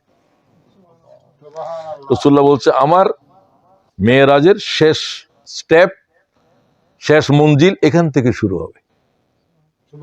এটা আল্লাহ জানে আর আপনি জানেন, আমি কিছু জানি না। আমি এর আবার এখানে যখন আসবেন এখান থেকে নিয়ে যাব দুনিয়ার দিকে। এত আস্তে সুবহানাল্লাহ বললেন। কোন রসুলের উম্মত হয়েছেন বুঝছেন নি আপনি? জিবরাইল জাতি পারেন না যে সেখানে আল্লাহ তাআলার পয়গম্বর পায়ে জুতা অবস্থায় চলতে, সেদিকে আপনি এই রসুলের কি চিনছেন? আমি কি চিনলাম? আমি আগেই বলে দিয়েছি মুহাম্মদের আল্লাহ ছাড়া কেউ চিনে নাই। সুবহানাল্লাহ বিহামদি। আমি তো মাঝে মাঝে বলি যে মুহাম্মদেও চিনে নাই। মুহাম্মদের আল্লাহ কি দিয়েছে, মুহাম্মদে কি জানবে? এটা যে কেন বললাম তার দলিল শুনেন। আর হাবিবের জিজ্ঞাসা করিও, জিবরাইলের আল্লাহ কয় ওয়া রাফা'না লাকা যিকরাক, আমি মুহাম্মদের আলোচনাকে আলোচনার দিগন্ত, আলোচনার শেষ, আরো প্রসারিত, দিগন্ত বুঝেননি? যেখানে গেলে চোখে খালি জায়গায় দাঁড়াইলে কোনো এক জায়গায় দেখবেন যে আসমান জমিনের লগে মিশে গেছে, ওটার নাম দিগন্ত রেখা। মানে চোখ আর চলতেছে না, এর দূর অন্ত, দিকের কি হয়ে গেছে তো। ওখানে আসলে অন্ত হয় নাই, তোমার চোখের দৃষ্টিসীমা এতটুকু। আমি এটাকে আরো প্রসারিত করেছি, কতটুকু করেছি, এটা আমার হাবিবের জিজ্ঞাসা করিও কি বুঝছে। রাসূলুল্লাহ জিজ্ঞাসা করে, আপনি কোরআন শরীফের এই আয়াত আল্লাহ আপনার মর্যাদার যে আরো বাড়াইছে, কয় কতটুকু আপনি কি বুঝছেন? কয় যে তুমি বলো কি বুঝছো। আমি তো শুধু আমি বুঝি না বলে নাই, আচ্ছা তুমি বলো কি কি বুঝতে চায় আল্লাহ তাআলা। রাসূলের প্রশ্নের জবাব এইভাবে খুব বুদ্ধির সাথে দিতেন। বলছে আল্লাহ তাআলা বুঝাইতে চাইছেন যে এতটুকু বলতে বলেও আমার সৃষ্টি জগতের যেখানে যে মুহূর্তে যত দূরে যেই জায়গায় আমার নাম জিকির হবে, সেখানে মুহাম্মদের নামও জিকির হবে। এর আর বড় কথা কি? সৃষ্টির কোনো অন্তহীন সীমা নাই। আল্লাহর কোনো মখলুক, কোনো প্রাণী এমন নাই যে আল্লাহর জিকির করছে না। দেখা ও দেখা, ক্ষুদ্র বৃহৎ, কোনো দূরত্ব নাই, কোনো অন্ত নাই। ওই অন্তহীন জগতের ভিতরে আল্লাহর জিকির চলছে। আল্লাহ যেখানে আমার জিকির হচ্ছে, এখানে মুহাম্মদের জিকির আছে। সুবহানাল্লাহ ওয়া বিহামদি। আশহাদু আল্লা ইলাহা যেখানে হবে, সেখানে আশহাদু আন্না মুহাম্মাদুর রাসূলুল্লাহ হবে। সুবহানাল্লাহ ওয়া বিহামদি। মুসরিতে আল্লাহ রাসূল দেখে তুমি কো শিরিক বুঝার, তুই শিরিক বুঝছ নেই, ও জালেম। শিরিক সম্পর্কে কোনো ইলম নাই তোর কাছে। ওয়া রাফা'না লাকা যিকরাক, ইবনে কাসির তার তাফসীর করতেছে। আল্লাহ তাআলা আমাদের জাহান খুলে দাও। আমিন, আমিন বলো না? আমিন বলে লক্ষ ফেরেশতা আমিন বলে। তো আমিন তো আল্লাহ কবুল করে, একটা আমিন কবুল হলে তো জান্নাতে যাবে। খালি জিমেলে হবে নাকি দেওয়ালের সাথে? তো একজনে জিমে, আরেকজনে খালি এই কথা মনে করলে তার উপরে সকিনা নাযিল হওয়ার গুমজক না, এগুলো ইবলিসের সবক। কিছুদিন তখন তবলিগে ছিলাম, তো এক ভাই ঘুমাচ্ছে, আমি বলে জাগাই দিই, কয় না না, আমি সবে কয় সকিনা নাযিল হওয়ার। কি সকিনা নাযিল? কোন সকিনা এটা? সকিনা মানে হচ্ছে আল্লাহ তাআলার দয়া অবতীর্ণর। তো কিছু শুনতেছে না, কি সকিনা নাযিল হওয়ার? তো শয়তানে পাইছে। আমি বলে এই জমাতে তো আমি থাকতে পারতাম না। এগুলা হচ্ছে তো বোকাদের জমাত, যাদের কোনো প্রশ্ন নাই, যা হুজুরে কয় সকিনা নাযিল হওয়ার, চুপ থাকো। আমি ফিরতাম না এই সমস্ত। তো আমার জন্য সেটা সম্ভব নয়। আমার জন্য ওখানে লাগবে যেখানে আকল আছে মানুষের।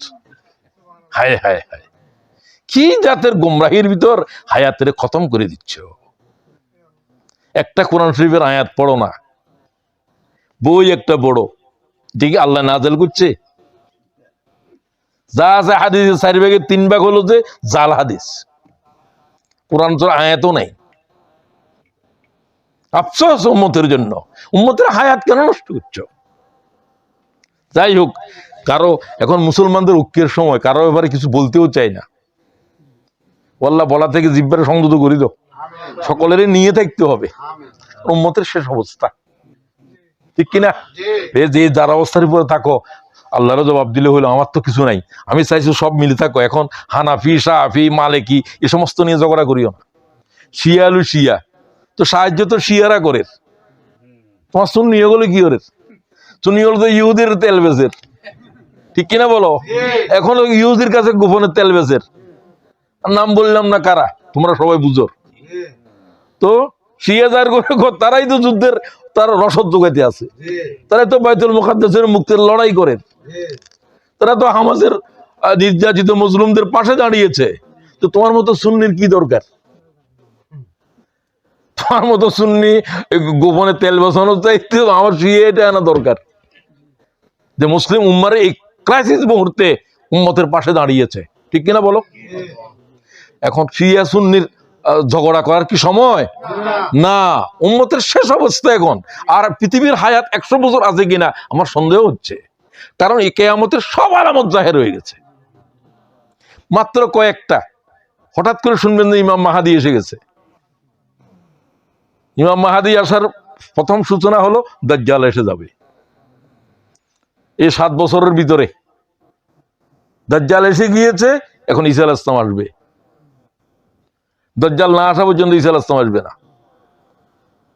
ঈসা আলাইহিস সালামকে রাখা হয়েছে শুধু দাজ্জালের জন্য। দাজ্জালের কি করবে? কতল করবে খঞ্জর দিয়া, তার রক্ত কলকল করে এইভাবে খঞ্জর রক্তাক্ত হবে, তখন আর পরমাণু টরমাণু থাকতো না, এগুলো এক রাতে চলে যাবে। পরমাণু সব কিছুর কি আছে, চাবি আছে এই কম্পিউটারে, কম্পিউটার স্ক্রিনে আর কিছু আসবে না। বিশ্বাস হয়? কম্পিউটারে মাঝে মাঝে ভাইরাসে আক্রান্ত হয়, এটা বুঝেননি? ও কঠিন ভাইরাসে পাবে, কিয়ামতের ভাইরাস, ওটা সব স্ক্রিন ডিলিট করে দিবে। তাহলে পরমাণু বিস্ফোরণ করবে কেমনে? এগুলো তো লক করা আছে স্ক্রিনের ভিতর। সমগ্র পৃথিবীর জ্ঞান ও বিজ্ঞান এখন এখানে, এটার স্ক্রিনের ভিতর আর কিছু আসতেছে না। ড্রোন টোন কিছু নাই, সব কিছুর প্রযুক্তির মূল জিনিস শেষ হয়ে যাবে। আল্লাহ তাআলা ইমাম মাহাদিকে, ঈসা আলাইহিস সালামকে পৃথিবীর শেষ জ্ঞান তাদেরকে বকশিশ করে দেবে। কিন্তু এই কথাও আইনস্টাইন বলছে, তৃতীয় বিশ্বযুদ্ধ আমি জানি কি দিয়ে হবে, চতুর্থ বিশ্বযুদ্ধ আর তৃতীয় বিশ্বযুদ্ধের পরিণতি কি হবে আমি জানি না, তবে চতুর্থ বিশ্বযুদ্ধ কি হবে আমি জানি। বিজ্ঞানীরা বলল কি জানেন? তৃতীয় বিশ্বযুদ্ধ ভয়াল হবে, অনেক লোক মারা যাবে, এরপরে মানব জাতিরা আবার পাথরের যুগে চলে যাবে। দেখো, এটা কিন্তু কথাও হাদিসের। তখন পাথর খঞ্জর এগুলা কি পারমাণবিক যুগের জিনিস? তো ঈসা আলাইহিস সালাম দাজ্জালের মতো এই শক্তিশালী, তার কি ক্ষমতা? সূর্য দাঁড়া করাই রাখে, বৃষ্টি ঘটায়, জমিনের থেকে কি আছে খনি, বাইর হয়ে আয়, বাইর হয়ে যাবে, এদের জন্য বৃষ্টি বন্ধ করে দিলাম, তোদের ফসল মারা যাবে, সব লোক অনাহারে থাকবে। আমারে মানবি না তো আমি তোকে এখনই জাহান্নামে দিয়ে দিব। তার এক হাতে জান্নাত, এক হাতে জাহান্নাম। জান্নাতের সুখ আছে এখানে, ডান দিকে, তার বাম দিকে, মনে করেন তার ডান দিকে। রাসূলুল্লাহ বলে দিয়েছেন, সে যাকে জাহান্নামে দিবে সে জান্নাতি, সে যাকে জান্নাতে দিচ্ছে সে জাহান্নামী। এরকম ভয়াল অবস্থায় ঈমান রাখা কি সহজ হবে? সহজ হবে না। আল্লাহ তাআলা রেহাই করো। তারা অনুসারী সব ইহুদি, 100 ভাগ। একজন ইহুদি এমন থাকবে না দাজ্জালের পিছনে ঐক্যবদ্ধ, কারণ দাজ্জাল তাদের মসজিদ, সেই ইহুদিদের রাজত্ব কায়েম করবে। খ্রিস্টানেরা বেশিরভাগ মুসলমান হয়ে যাবে, ঈসা আলাইহিস সালামের হাতে বায়াত গ্রহণ করবে। মুসলমানরা তো আছে, মুসলমানরা তো ঈসা আলাইহিস সালামের জন্য অপেক্ষা করবে। ইমাম মাহাদি যখন তার সাথে টিকবে না, তখন ইমাম মাহাদি ফিলিস্তিনে চলে যাবেন, পূর্ব পাশে সম্ভবত শ্বেতগম্বুজ মসজিদ সিরিয়ার, যেখান থেকে ঈসা আলাইহিস সালাম নামবেন, সেই মসজিদ নির্মাণ হয়ে গেছে আরো 50-60 বছর আগে, এবং সেটার গম্বুজও সাদা। ওই মসজিদের গম্বুজের পাশে তিনি আসি দাঁড়ায় আওয়াজ দেবেন, তোমরা আমাকে সিঁড়ি দিয়ে নামাও, আমি ঈসা ইবনে মারইয়াম।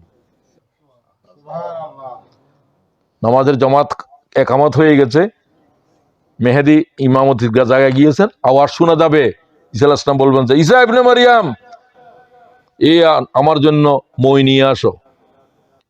7 তবক আসমানের তো আসতে পারলো, এখানে মই লাগের কেন? কারণ আসবাবে দুনিয়ায় এসে গেছে, আসবাবে দুনিয়া, এখন দুনিয়ার আসবাব লাগবে, সিঁড়ি দিয়ে নামানো হবে। তার দিয়ে তো সবাই তাকায় দেখবে তিনি যেন গোসল করে উঠেছেন, তার চুল থেকে যেন হীরা মোহর জহরত ঝরতেছে। হুজুর বলছেন ঈসা আলাইহিস সালামের এটা মুজিজা। আমি ঈসা আলাইহিস সালামের দেখেছি আকাশের ভিতরে, তার চেহারার দিকে তাকালে মনে হয় যেন ঈসা আলাইহিস সালাম গোসল করে আসছে, আর পানি সব মণিমুক্তা ঝরতেছে তার চুলের থেকে পানির মতো। আসলে কিছুই হচ্ছে না, এমনি আছেন, বুঝছেন না এই কথা? খয়েরি রঙের কি ধরনের কাপড় পরে আসবেন সেটা পর্যন্ত হাদিসে আছে। 33 বছর বয়সের যুবক নামবে, 40 বছর থাকবে, কত হলো হায়াত? 73 ইন্তেকাল করবেন। মদিনা শরীফে কবরের জায়গাও আছে হুজুরের পাশে। হুজুর বলছে ঈসা আলাইহিস সালাম আমার সাথে একসাথে কবরের থেকে উঠবো, হুজুরের পাশে দাফন হবেন। হুজুর বলছেন আমার নবীদের ভিতরে আমার বেশি কাছের হলো ঈসা ইবনে মরিয়ম, কারণ সে আমার উম্মত হবে। কোন নবী তো আমার উম্মত, আমার নবুয়ত পাবে না, ঈসা আলাইহিস সালাম পাবে। তো 33 বছরের তো বেশি নবী ছিল, আর হের থেকে পরে 40 বছর আর উম্মত থাকবে। সুবহানাল্লাহ কও। আমার সাথে দাফন হবে, কিয়ামতের দিন একসাথে উঠবে। তিনি কিয়ামতে সমস্ত নবীদেরকে বলবেন, কেউ আল্লাহর কাছে কেউ সুপারিশ করতে পারবে না, সকলে চলো মুহাম্মদুর রাসূলুল্লাহর কদমের উপরে যাই। তিনি ঈসা ইবনে মরিয়ম। এত কথা বললাম যে আল্লাহ তাআলা অন্ধকারটা কেন করলো, একজন বশীর অথবা নজির। তো আল্লাহ এরপরে জবাব দিচ্ছে, ফাকাদ জাআকুম বাশীরুন ওয়া নাযীর, আমি এমন একজন রাসূল তোদেরকে দিলাম। প্রায় 700 বছর পর্যন্ত জমিনকে অন্ধকার রেখে এমন একজন রাসূল পাঠাচ্ছি, গ্লোবাল মেসেঞ্জার, তাম দুনিয়ার এটা আলোকিত করবে। এর আলোর সামনে কোন নবীর আলো দেখা যাবে না। সূর্যের সামনে কি মোমবাতির আলো দেখা যাবে? মুসা আলাইহিস সালামের হারিকেন, অমুকের হেজাক লাইট কিছু কি আর দেখা যাবে? আখেরি মেসেঞ্জার এসে গেছেন, শেষ রাসূল এসে গেছেন। তিনি কি, তাকে আল্লাহ বললেন তোমরা একজন বশীর অথবা একজন নজির চেয়েছিলে, এই হচ্ছে যে সব বশীরের বশীর, সব নজিরের নজির। সুবহানাল্লাহ। দোনোটাই আল্লাহ কোন নবীকে বলেন নাই 1,24,000 পয়গম্বরকে। কেন বললেন এই কথাটার জবাব দিয়ে আজকে আলোচনা শেষ। তো বশীর বলতে হলে শুভ সংবাদ লাগবে, জান্নাতের শুভ সংবাদ দেবে। জান্নাত কোন নবী দেখেছে? কিরকম শুভ সংবাদদের কথা বলো? জান্নাতে গেলে এই আছে, নবী কি দেখছে নাকি? কোত্থেকে বলে? আল্লাহ থেকে বলে। আল্লাহ থেকে বলার নাম হচ্ছে কি? কি আল্লাহর কথার উপরে ঈমান। কি ঈমান? গায়েবের উপরে ঈমান। তবে এই গায়েবের উপরে সবারই ঈমান আনতে হবে, তবে এই ঈমানটা হলো ইলমুল ইয়াকিন। ঈমান আরো দৃঢ় হলে কয় ইয়াকিন। এই ইয়াকিনটা আমাদের আপনাদের যে ইয়াকিন আল্লাহর উপরে, জান্নাতের উপরে, এটা কি ইয়াকিন? সবাই বলেন ইলমুল ইয়াকিন। কোরআন শরীফ পড়ছেন যে সেটা, ওই জ্ঞান আমাদেরকে, এই ইলম আমাদেরকে বলছে রাসূল থেকে, নবী থেকে, আল্লাহ থেকে। এই ইয়াকিনের নাম কি ইয়াকিন? ইলমুল ইয়াকিন। সব পয়গম্বরদের ইয়াকিন ইলমুল ইয়াকিন। আর যদি কেউ দেখে জান্নাতের, আর এটা নাকি জান্নাত, এত রোমাঞ্চকর, এত সুন্দর, বর্ণনা এক জিনিস, দেখা আর এক জিনিস। দেখা বিশ্বাসের নাম হলো যে আইনুল ইয়াকিন। কি ইয়াকিন? এটা কোন নবীর নাই, এটা তো জিবরাইলেরও নাই। আল্লাহ সম্পর্কে মনে করে জিবরাইল আল্লাহরে দেখেও না, এখন জিবরাইলে দেখে না মিয়া, আর কে দেখবে? আল্লাহ কি রহস্য, কিয়ামতের দিনে কেউ দেখবেন না, কিন্তু আল্লাহর আওয়াজ শোনা যাবে, থরথর করবে কিয়ামতের মাঠ। এই প্রথম বুঝেন এই বশীর এবং অন্যান্য বশীরের পার্থক্য কি, এই নাজির অন্যান্য নাজিরের পার্থক্য কি নবীদের সাথে রাসূলুল্লাহর। মোহাম্মদ আল্লাহর জান্নাতের দেখো, তোমার উম্মতের এই জান্নাতে যাওয়ার জন্য বলো, আবার দুনিয়ায় চলে যাও। সুবহানাল্লাহ বললেন না? 1,24,000 পয়গম্বরের জান্নাত দেখাইছে? এরা জান্নাতের বর্ণনা কি দিছে? এরা জান্নাতের বর্ণনা দেওয়া আর রাসূলুল্লাহ জান্নাতের বর্ণনা দেওয়া কি এক? ইলমুল ইয়াকিন, আর এটা হলো।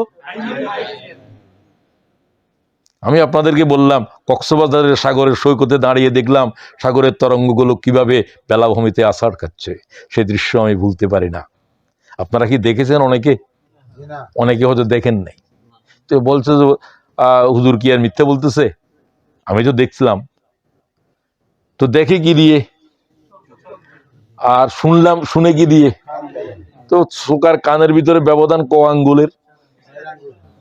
আসলে কি 4 আঙ্গুল না 4,000 বছর? দেখা আর একসময় লন্ডন দেখি নাই, বিশ্বাস করছি। সবাই যা লন্ডন থেকে গেছে, আমার ছেলে থাকে এখানে বহুত আগের থেকে, তো সে গিয়ে বলছে আব্বু লন্ডন এইসব। তো লন্ডনের উপর আমার ইমান আনছে, একিন ছিল এলমুল একিন, এখন আমার এটার উপর কি ইকিন, আইনুল একিন, মানে যেখানে কোনো সন্দেহের গুঞ্জাইশ নাই। একটা পয়গম্বর জাহান্নাম দেখলো না, জাহান্নামের শাস্তি কি আল্লাহ এবং রসুল যা বলেন সেগুলো উহার থেকে তারা বলছেন। এটির জান্নাতের বর্ণনা দেওয়া আর মোহাম্মদুর রসুল্লাহ জান্নাতের বর্ণনা বুঝছেন আপনি এখন? সুবহানাল্লাহ কোন জান্নাতের দেখে এসে উম্মতের কয় জাহান্নামের ভয়াবহ আযাব, প্রত্যেকটা শাস্তি দেখানো হয়েছে। সুদ খেলে কিরকম হবে? জিব্রাইলকে বললো যে এরা কারা যাদের জিহ্বা কাটা হচ্ছে? এরা মিথ্যা কথা বলতো ওয়াজ মাহফিলে, রসুলদার হাদিস বলছে, আসলে রসুলদার হাদিস ন। জিহ্বার কেচি দিয়ে কাটা হচ্ছে, আবার জিহ্বা ভালো হয়ে যাচ্ছে, আবার কাঁচা হচ্ছে। এত বড় পেট, পেটের ভিতরে এত ইঁদুর, এত বিষাক্ত সর্প, এরা সুদখোর। এগুলো রসুলকে দেখানো হয়েছে। উম্মতের এই খবর দাও। এখন বুঝলেন কিরকম বাসির কিরকম নাজির? বুঝেন নাই এতদিন, আমার মনে হয় অনেকেই আমার বুঝতে 70 বছর লাগলো। আপনি এত তাড়াতাড়ি কি করে বুঝলেন? আমার জিন্দিগি শেষ হওয়ার পরে আমি বুঝছি এটা এতদিন পরে। এই আয়াত তো বহুবার পড়েছি। 70-80 দশক থেকে আমি কোরআন শরীফ পড়ি, পড়ি। কিন্তু লন্ডনে আসার আগে আমি অনেক কিছু যেন বুঝি নাই। লন্ডন আমার কাছে এত প্রিয় এই জন্য।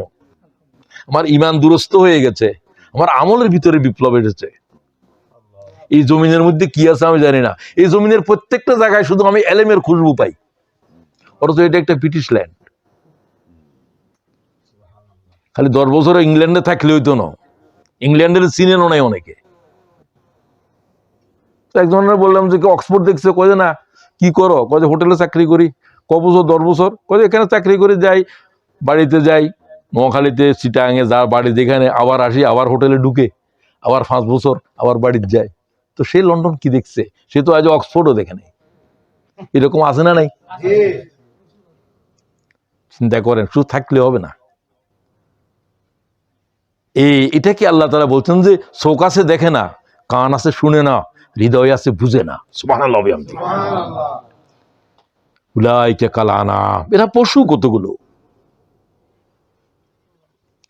এদের চোখের, এদের কানের, এদের হৃদয়ের ভাবনার শক্তি রহিত হয়ে গেছে। আল্লাহ আমাদেরকে মাফ করে দেন। তো রাসূলুল্লাহ সাল্লাল্লাহু আলাইহি ওয়াসাল্লাম যে সমস্ত কিছুর যে শুভ সংবাদ দিয়েছেন কোরআন থেকে হাদিস থেকে, সেগুলো রাসূলুল্লাহ দেখেছেন। মা রাআইতু মিসলান নার নামা হারিবুহা ওয়ালা মিসলাল জান্নাতি নামা তালিবুহা।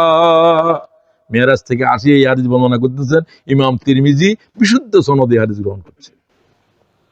আমাকে যা কিছু দেখিয়েছেন, আমাকে কেন নিয়ে গেছেন মেরাজে?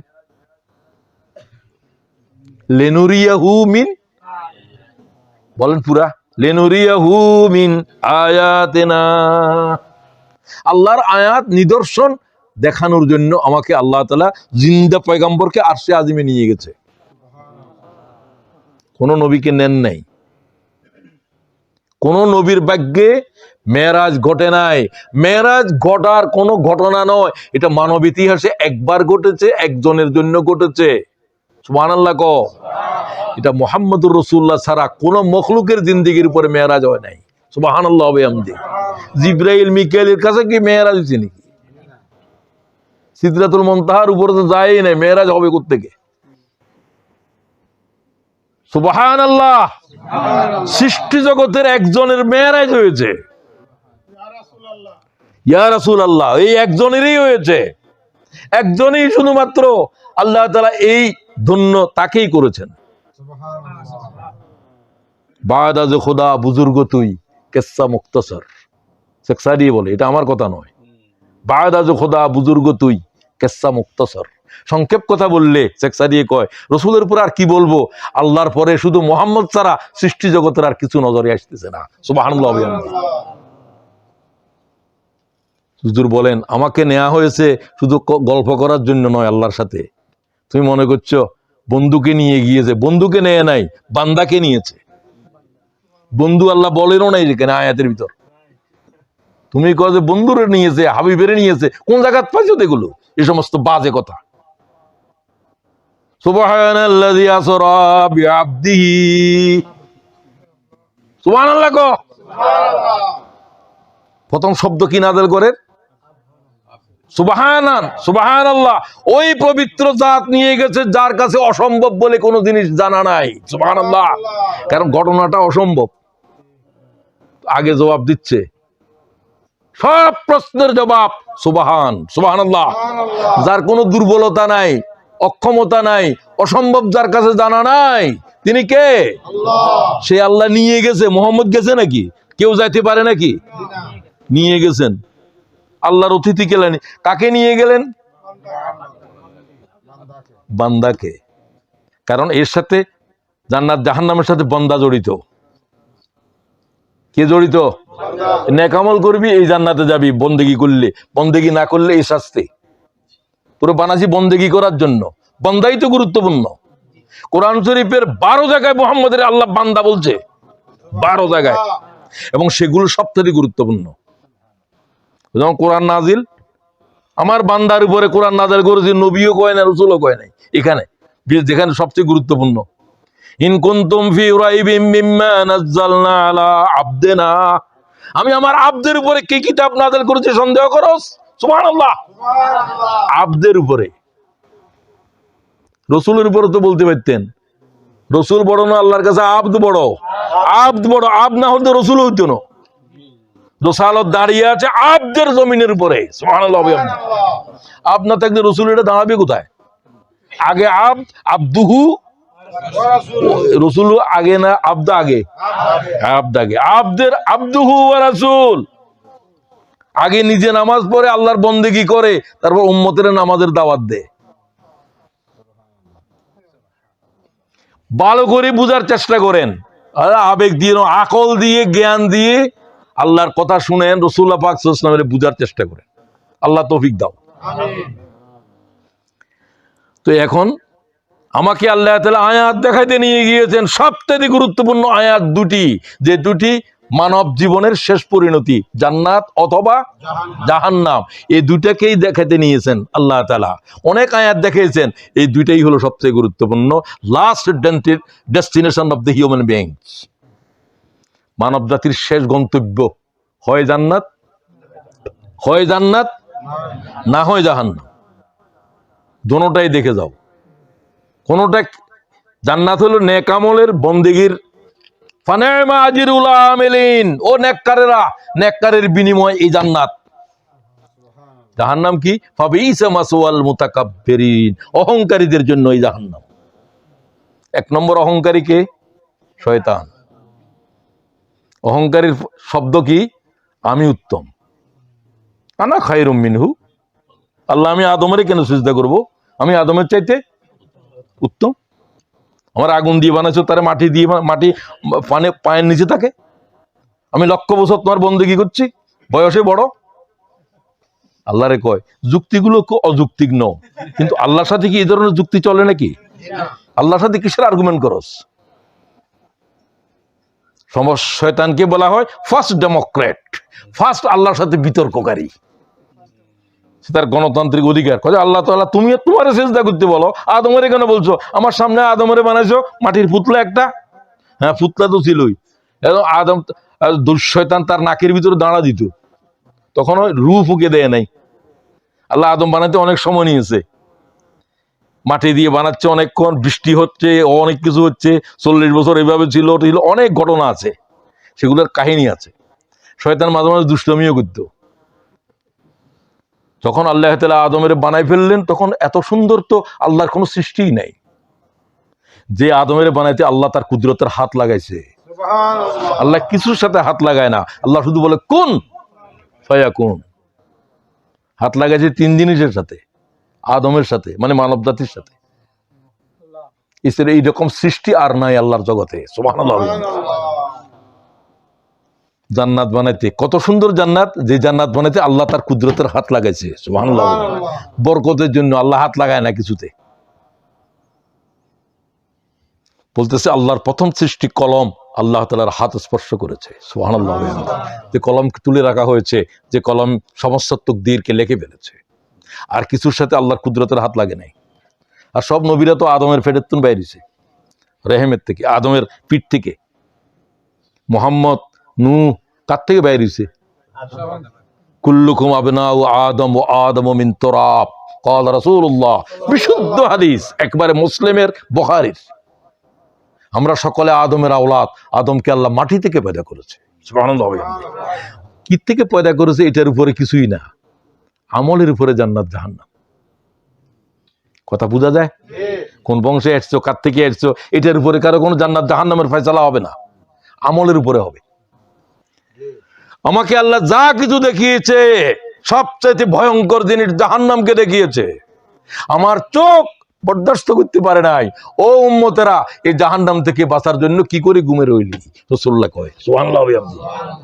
না মা, কি করে ঘুমে রইলি? এই জাহান্নামে কি করে জ্বলবি? আমি তো জাহান্নামের আগুন দেখেছি। ও জিব্রাইল, কিসের গর্জন?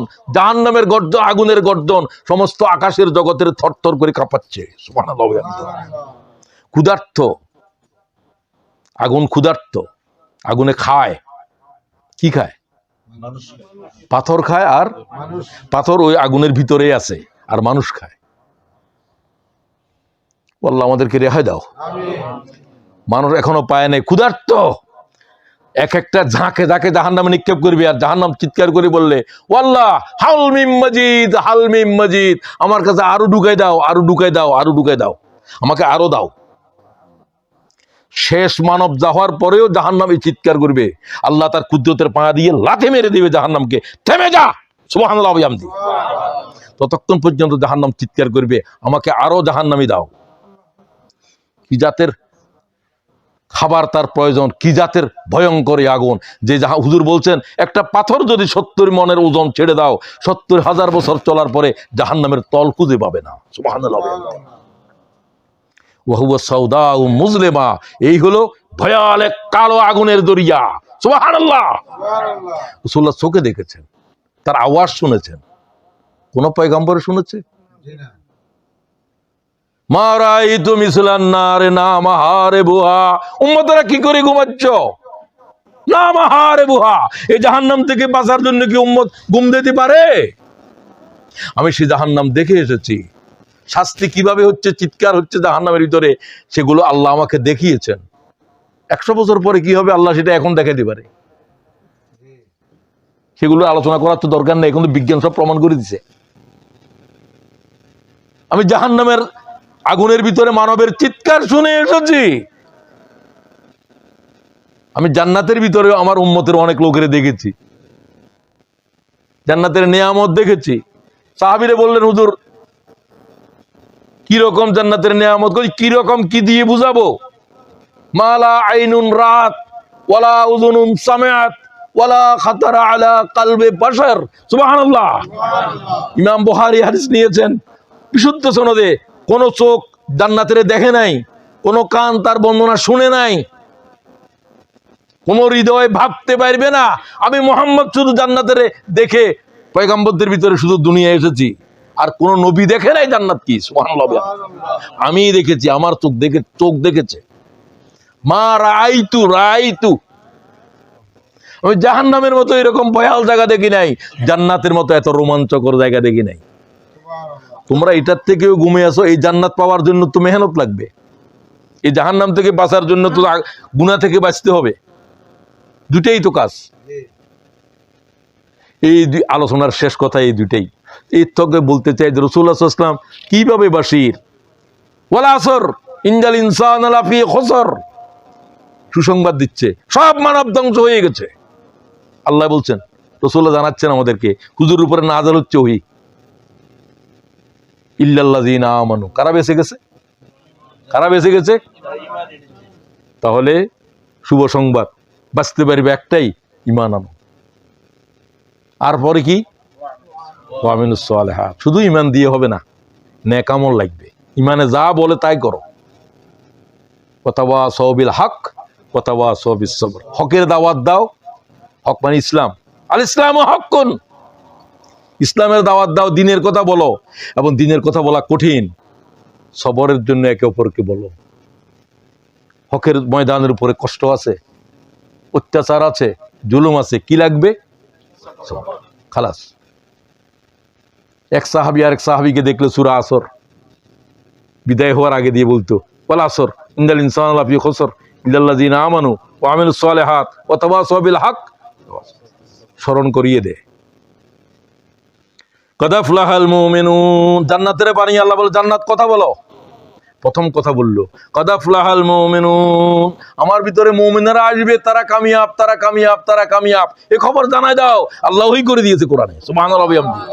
ঈমান ছাড়া জান্নাতে যাওয়ার কোনো রাস্তা নাই।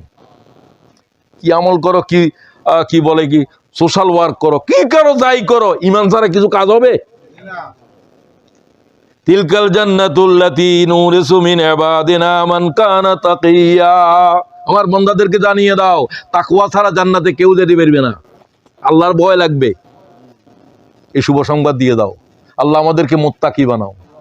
মুত্তাকি মানে আল্লাহরে ভয় করা। হারাম এটা কেন জানো, কেন দেখো না? আল্লাহ হারাম করেছে। কেন খাও না?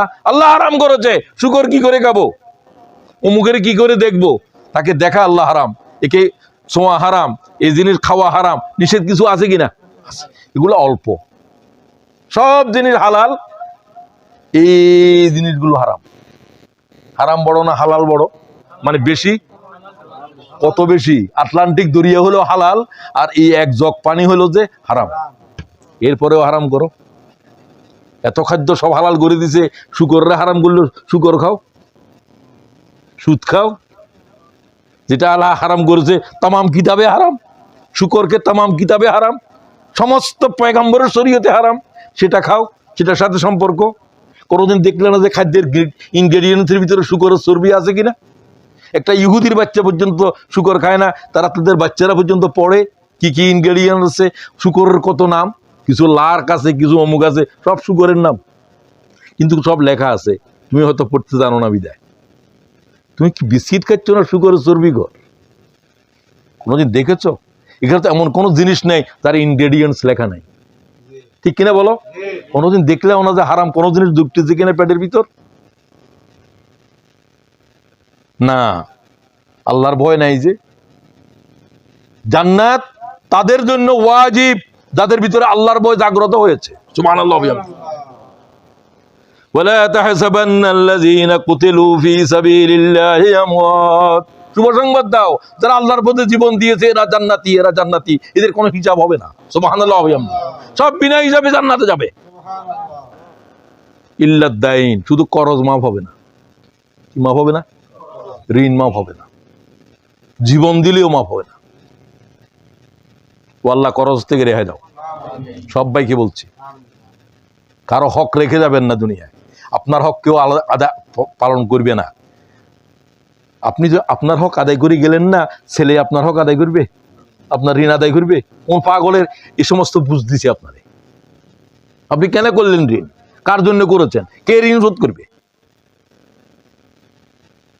কি দোয়া পড়বো বেশি ঋণগ্রস্ত লোকেরা? আল্লাহুম্মা আকফিনি বিহালালিকা আন হারামিক ওয়া আগনিনি বিফাদলিকা আম্মান সিওয়াক। পাহাড় পরিমাণ ঋণ রাসূলুল্লাহ বলছে আল্লাহ তাআলা সমাধান করে দেবে।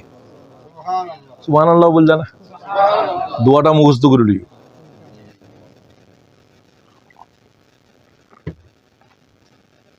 ইয়া রাসূলুল্লাহ, আমাকে কয়েকটা নেক আমল বলে দেন যে জান্নাতে যেতে পারবো নিশ্চিত। আইয়ুল আমাল আফজাল ইয়া রাসূলুল্লাহ? ইমাম বুখারী হাদিস বলছেন। ওয়াকাল রাসূলুল্লাহ সাল্লাল্লাহু আলাইহি ওয়াসাল্লাম আল ঈমান বিল্লাহ ওয়াল জিহাদ ফি সাবিলিল্লাহ। আল্লাহর উপরে, ঈমানের উপর দাঁড়াই থাকো, আর আল্লাহর দ্বীনের সাথে থাকো। খালাস। আল্লাহর দ্বীন ছাড়তে পারবে না। দ্বীনের দাওয়াত দাও, দ্বীনের জন্য কিছু করো। সবচেয়ে বেশি গুরুত্বপূর্ণ জিনিস হলো দ্বীন। নবীরা কিসের জন্য এসেছে? লিইয়ুযহিরাহু আলাদ দীনি কুল্লিহি। নবীরা কার জন্য শহীদ হয়েছে? দ্বীনের জন্য। নির্যাতিত হয়েছে কার জন্য? রাসূলুল্লাহর তায়েফের এত অত্যাচার কিসের জন্য? আল্লাহ সেই দিনের সাথে আমাদেরকে মওত পর্যন্ত রাখো। কোনো ফিরসাবের সাথে থাকতে হবে, অমুকের সাথে থাকতে হবে, থাকতে হবে না থাকতে হবে, থাকলেও থাকো না থাকলেও নাই। কিন্তু দিনের সাথে তো এইভাবে চলবে না, থাকলেও থাকো না থাকলেও নাই। মরণ পর্যন্ত আল্লাহ তোমার দ্বীনের উপরে রাখো। সবাইকে আমি বলছি, এই জান্নাত 5টা মানুষের জন্য অপেক্ষা করতেছে। এই হাদিস এখানে বাশিরের উপরে কথা শেষ করতেছি। আল্লাহ এই 5 জনের ভিতরে একজন হলেও আমাদেরকে বানাও। ইন্নাল জান্নাতা তাশতাকুন ইলা খামসাতে নফর। 5 শ্রেণীর মানুষের জন্য জান্নাত কবে আসবি, কবে আসবি, কবে আসবি।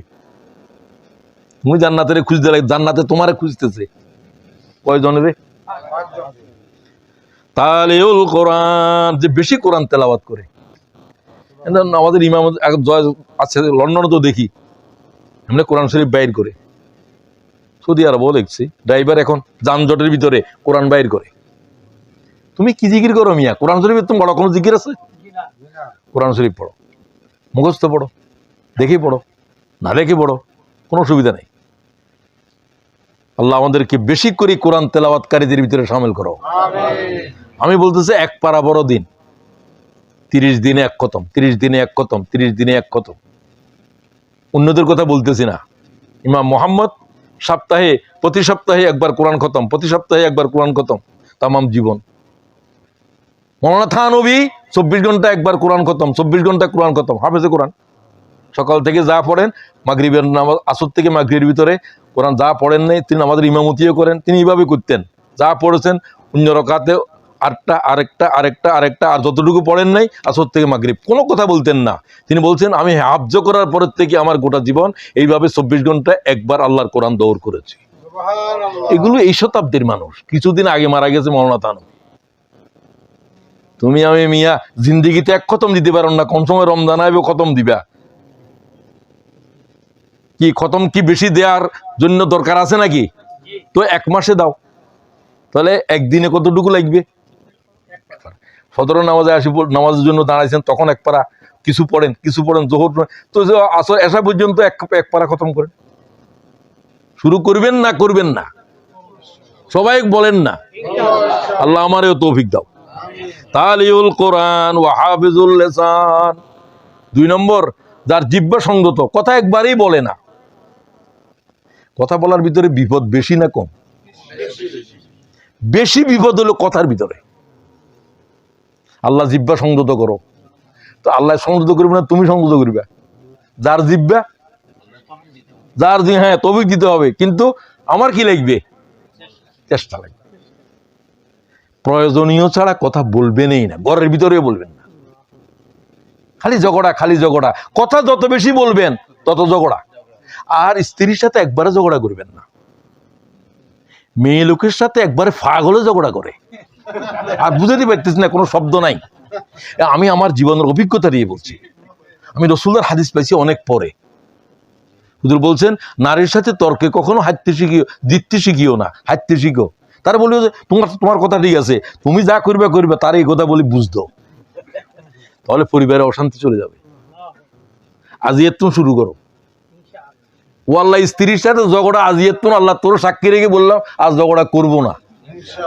সবাই বলো ইনশাআল্লাহ। তোমার পরিবারের শান্তি। তোমার যদি জিহ্বা শান্তি থাকে, তোমার পরিবার শান্তি। সমস্ত সমস্যা হলো এইখানে। রাসূলুল্লাহ কোনো অঙ্গ ধরি বলেন নাই, জিহ্বা ধরি বলছেন কুফা আলাইকা হাযা, এর বিপদ থেকে বেঁচে যাও, এর বিপদ থেকে বেঁচে যাও। তো এটা এর ভিতরে শামিল হন। অমতাইমুল জিয়ান, ক্ষুধার্ত মানুষের অন্ন দাও। সবচেয়ে বেশি ক্ষুধার্ত আজকের ফিলিস্তিনের মুজাহিদেরা। বিদ্যুৎ নাই, খাবার নাই, পানি নাই।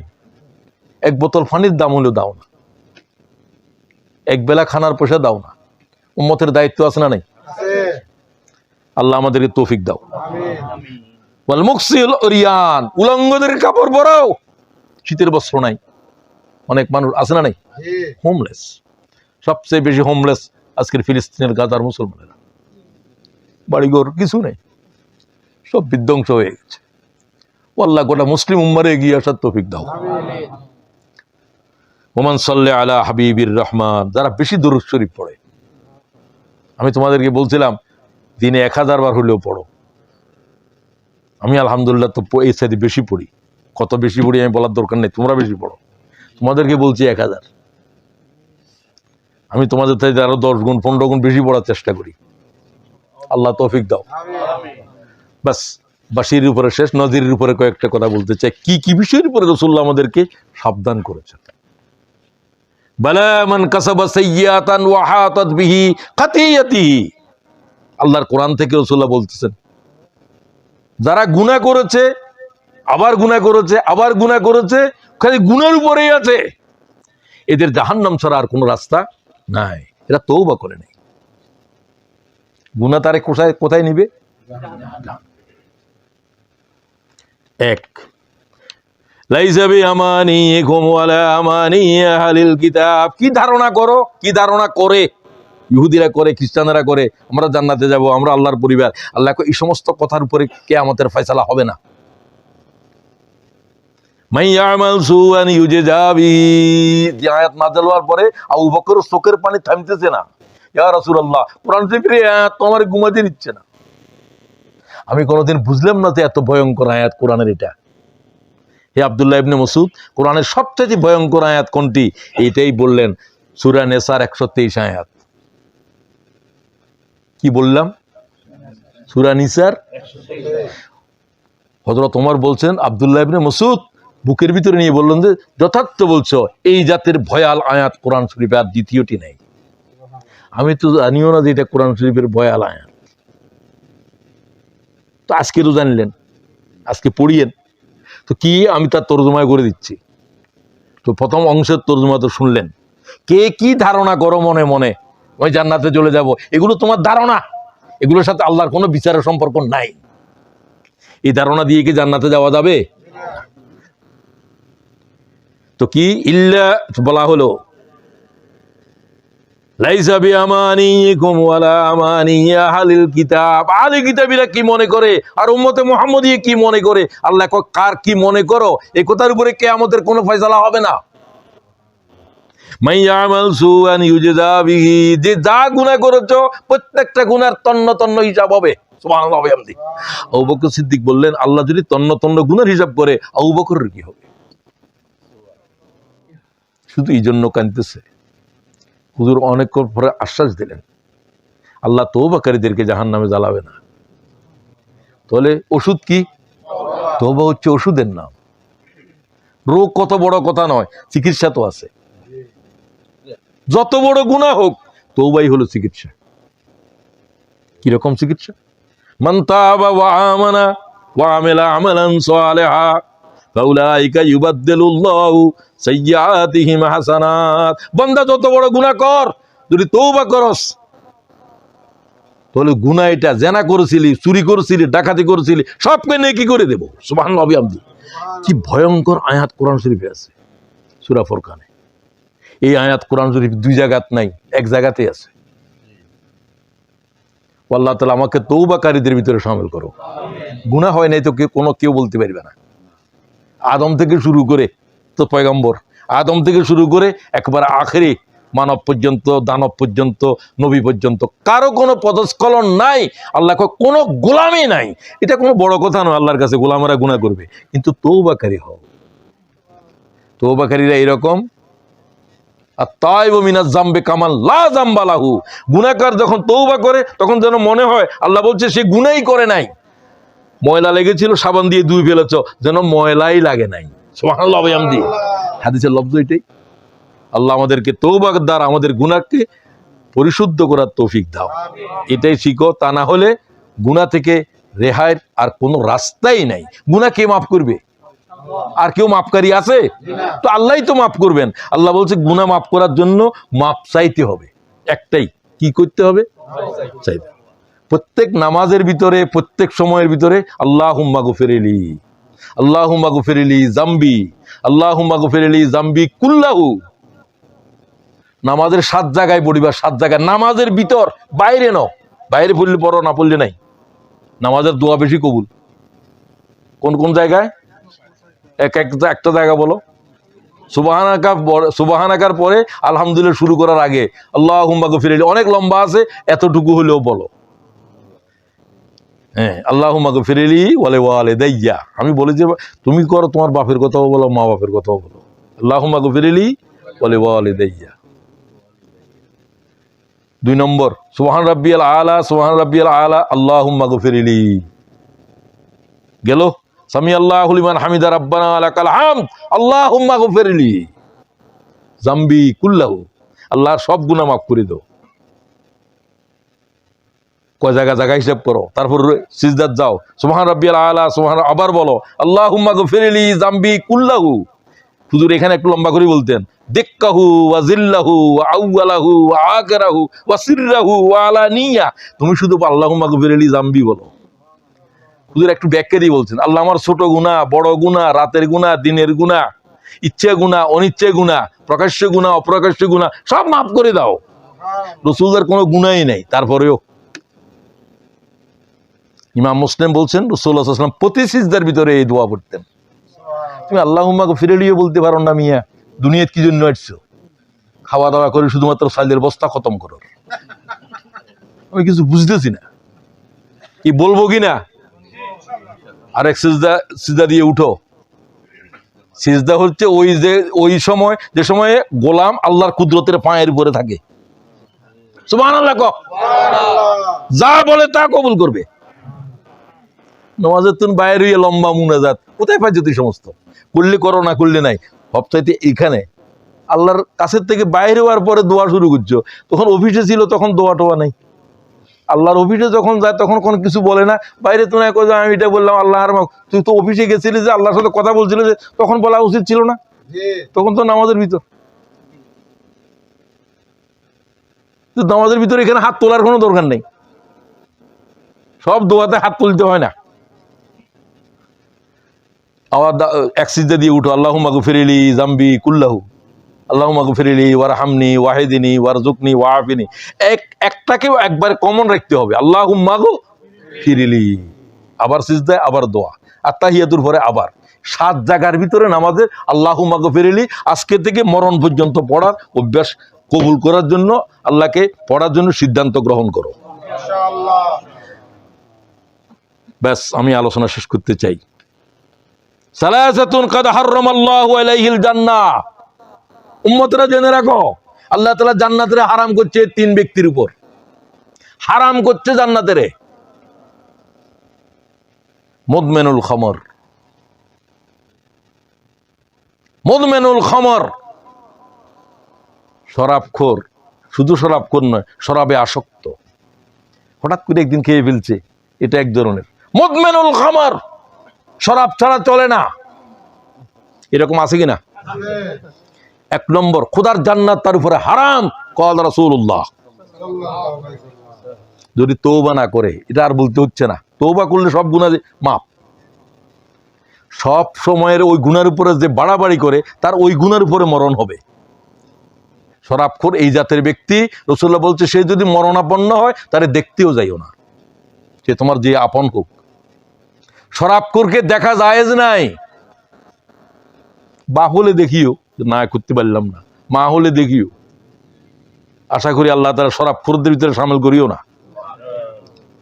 ওয়াল আকুল ওয়ালিদাইন, মাতা পিতারে কষ্ট দানকারীর উপরে খোদার জান্নাত হারাম। আল্লাহ আমাদেরকে মাফ করে দেন, আল্লাহ মাফ করে দেন। মাতা পিতারে চিনো নাই কে? চিনো নাই কে? পয়গাম্বরের দোয়ার মতো শুধুমাত্র জমিনের উপরে একজনের দোয়া আছে, মাতা পিতা। মায়ের পায়ের নিচে জান্নাত, বাপ জান্নাতের দরজা। কি জান্নাত কার কদমের নিচে? আল জান্নাতু তাহতা আকদামিল উম্মাহাত ক্বাল রাসূলুল্লাহ সাল্লাল্লাহু আলাইহি ওয়াসাল্লাম। আরেক হাদিসে দেখলাম হুজুর সাল্লাল্লাহু আলাইহি ওয়াসাল্লাম বলছেন, বাপ জান্নাতের দরজা, বাপ দিয়ে ঢুকতে হবে জান্নাতে। সুবহানাল্লাহ। বাপের দোয়া এইভাবে কবুল। আল্লাহ আমাদের আব্বা আম্মার আমাদের উপর রাজি করে দাও। আমিন। ওয়াদ-দায়্যুস, তোমার স্ত্রী কোথায় যায় কি করে তুমি কোনো কন্ট্রোল করো না, তুমি দায়্যুস। দায়্যুস ওই মেয়ে লোকের বেশ্যারেরও কয় না, তোমারে বলছে, আমারে বলছে, যে তার অধীনস্থ তার স্ত্রীকে আল্লাহর নাফরমানি থেকে রক্ষা করে না, তাম্বি করে না, সে দায়্যুস। সে জান্নাতে যাওয়া দূরের কথা, জান্নাত থেকে 500 বছর দূরে থাকবে। দায়্যুসের উপরে খোদার জান্নাত হারাম। আল্লাহ আমাদেরকে মাফ করো। কি স্ত্রীরে কন্ট্রোল করবে, স্ত্রী তারে কন্ট্রোল করে, কন্ট্রোলার। কিয়ামতের এক আলামত হচ্ছে সমস্ত নিয়ন্ত্রণ স্ত্রীর হাতে চলে যাবে। পুরুষগুলো কি নং পুরুষ, মানে কোনো পুরুষত্বহীন হয়ে যাবে। আল্লাহ তাআলা মাফ করে দেন আমাদেরকে। লা ইয়ানজুরু, কিয়ামতের দিন আল্লাহ যার দিকে নজর করবে না, রাসূলুল্লাহ বলেন ওই থেকে বাঁচিয়ে থাকো। কার দিকে? মান জাররা ইজারাহু বাতারা, রাওয়াহুল বুখারী। এই কথাটা এই জন্য বললাম যে এটা একটা রোগ হয়ে গেছে। টাকনুগুরিয়ার নিচে যারা প্যান্ট পরে পুরুষেরা, জামা লুঙ্গি যা আছে, আল্লাহ তার দিকে নজর করবে না কিয়ামতের দিন, এত আগে থাকবে। রাওয়াহুল বুখারী। আমি ব্যাখ্যা দিতে পারবো না, এটা ব্যাখ্যার কোনো কথা নাই এখানে।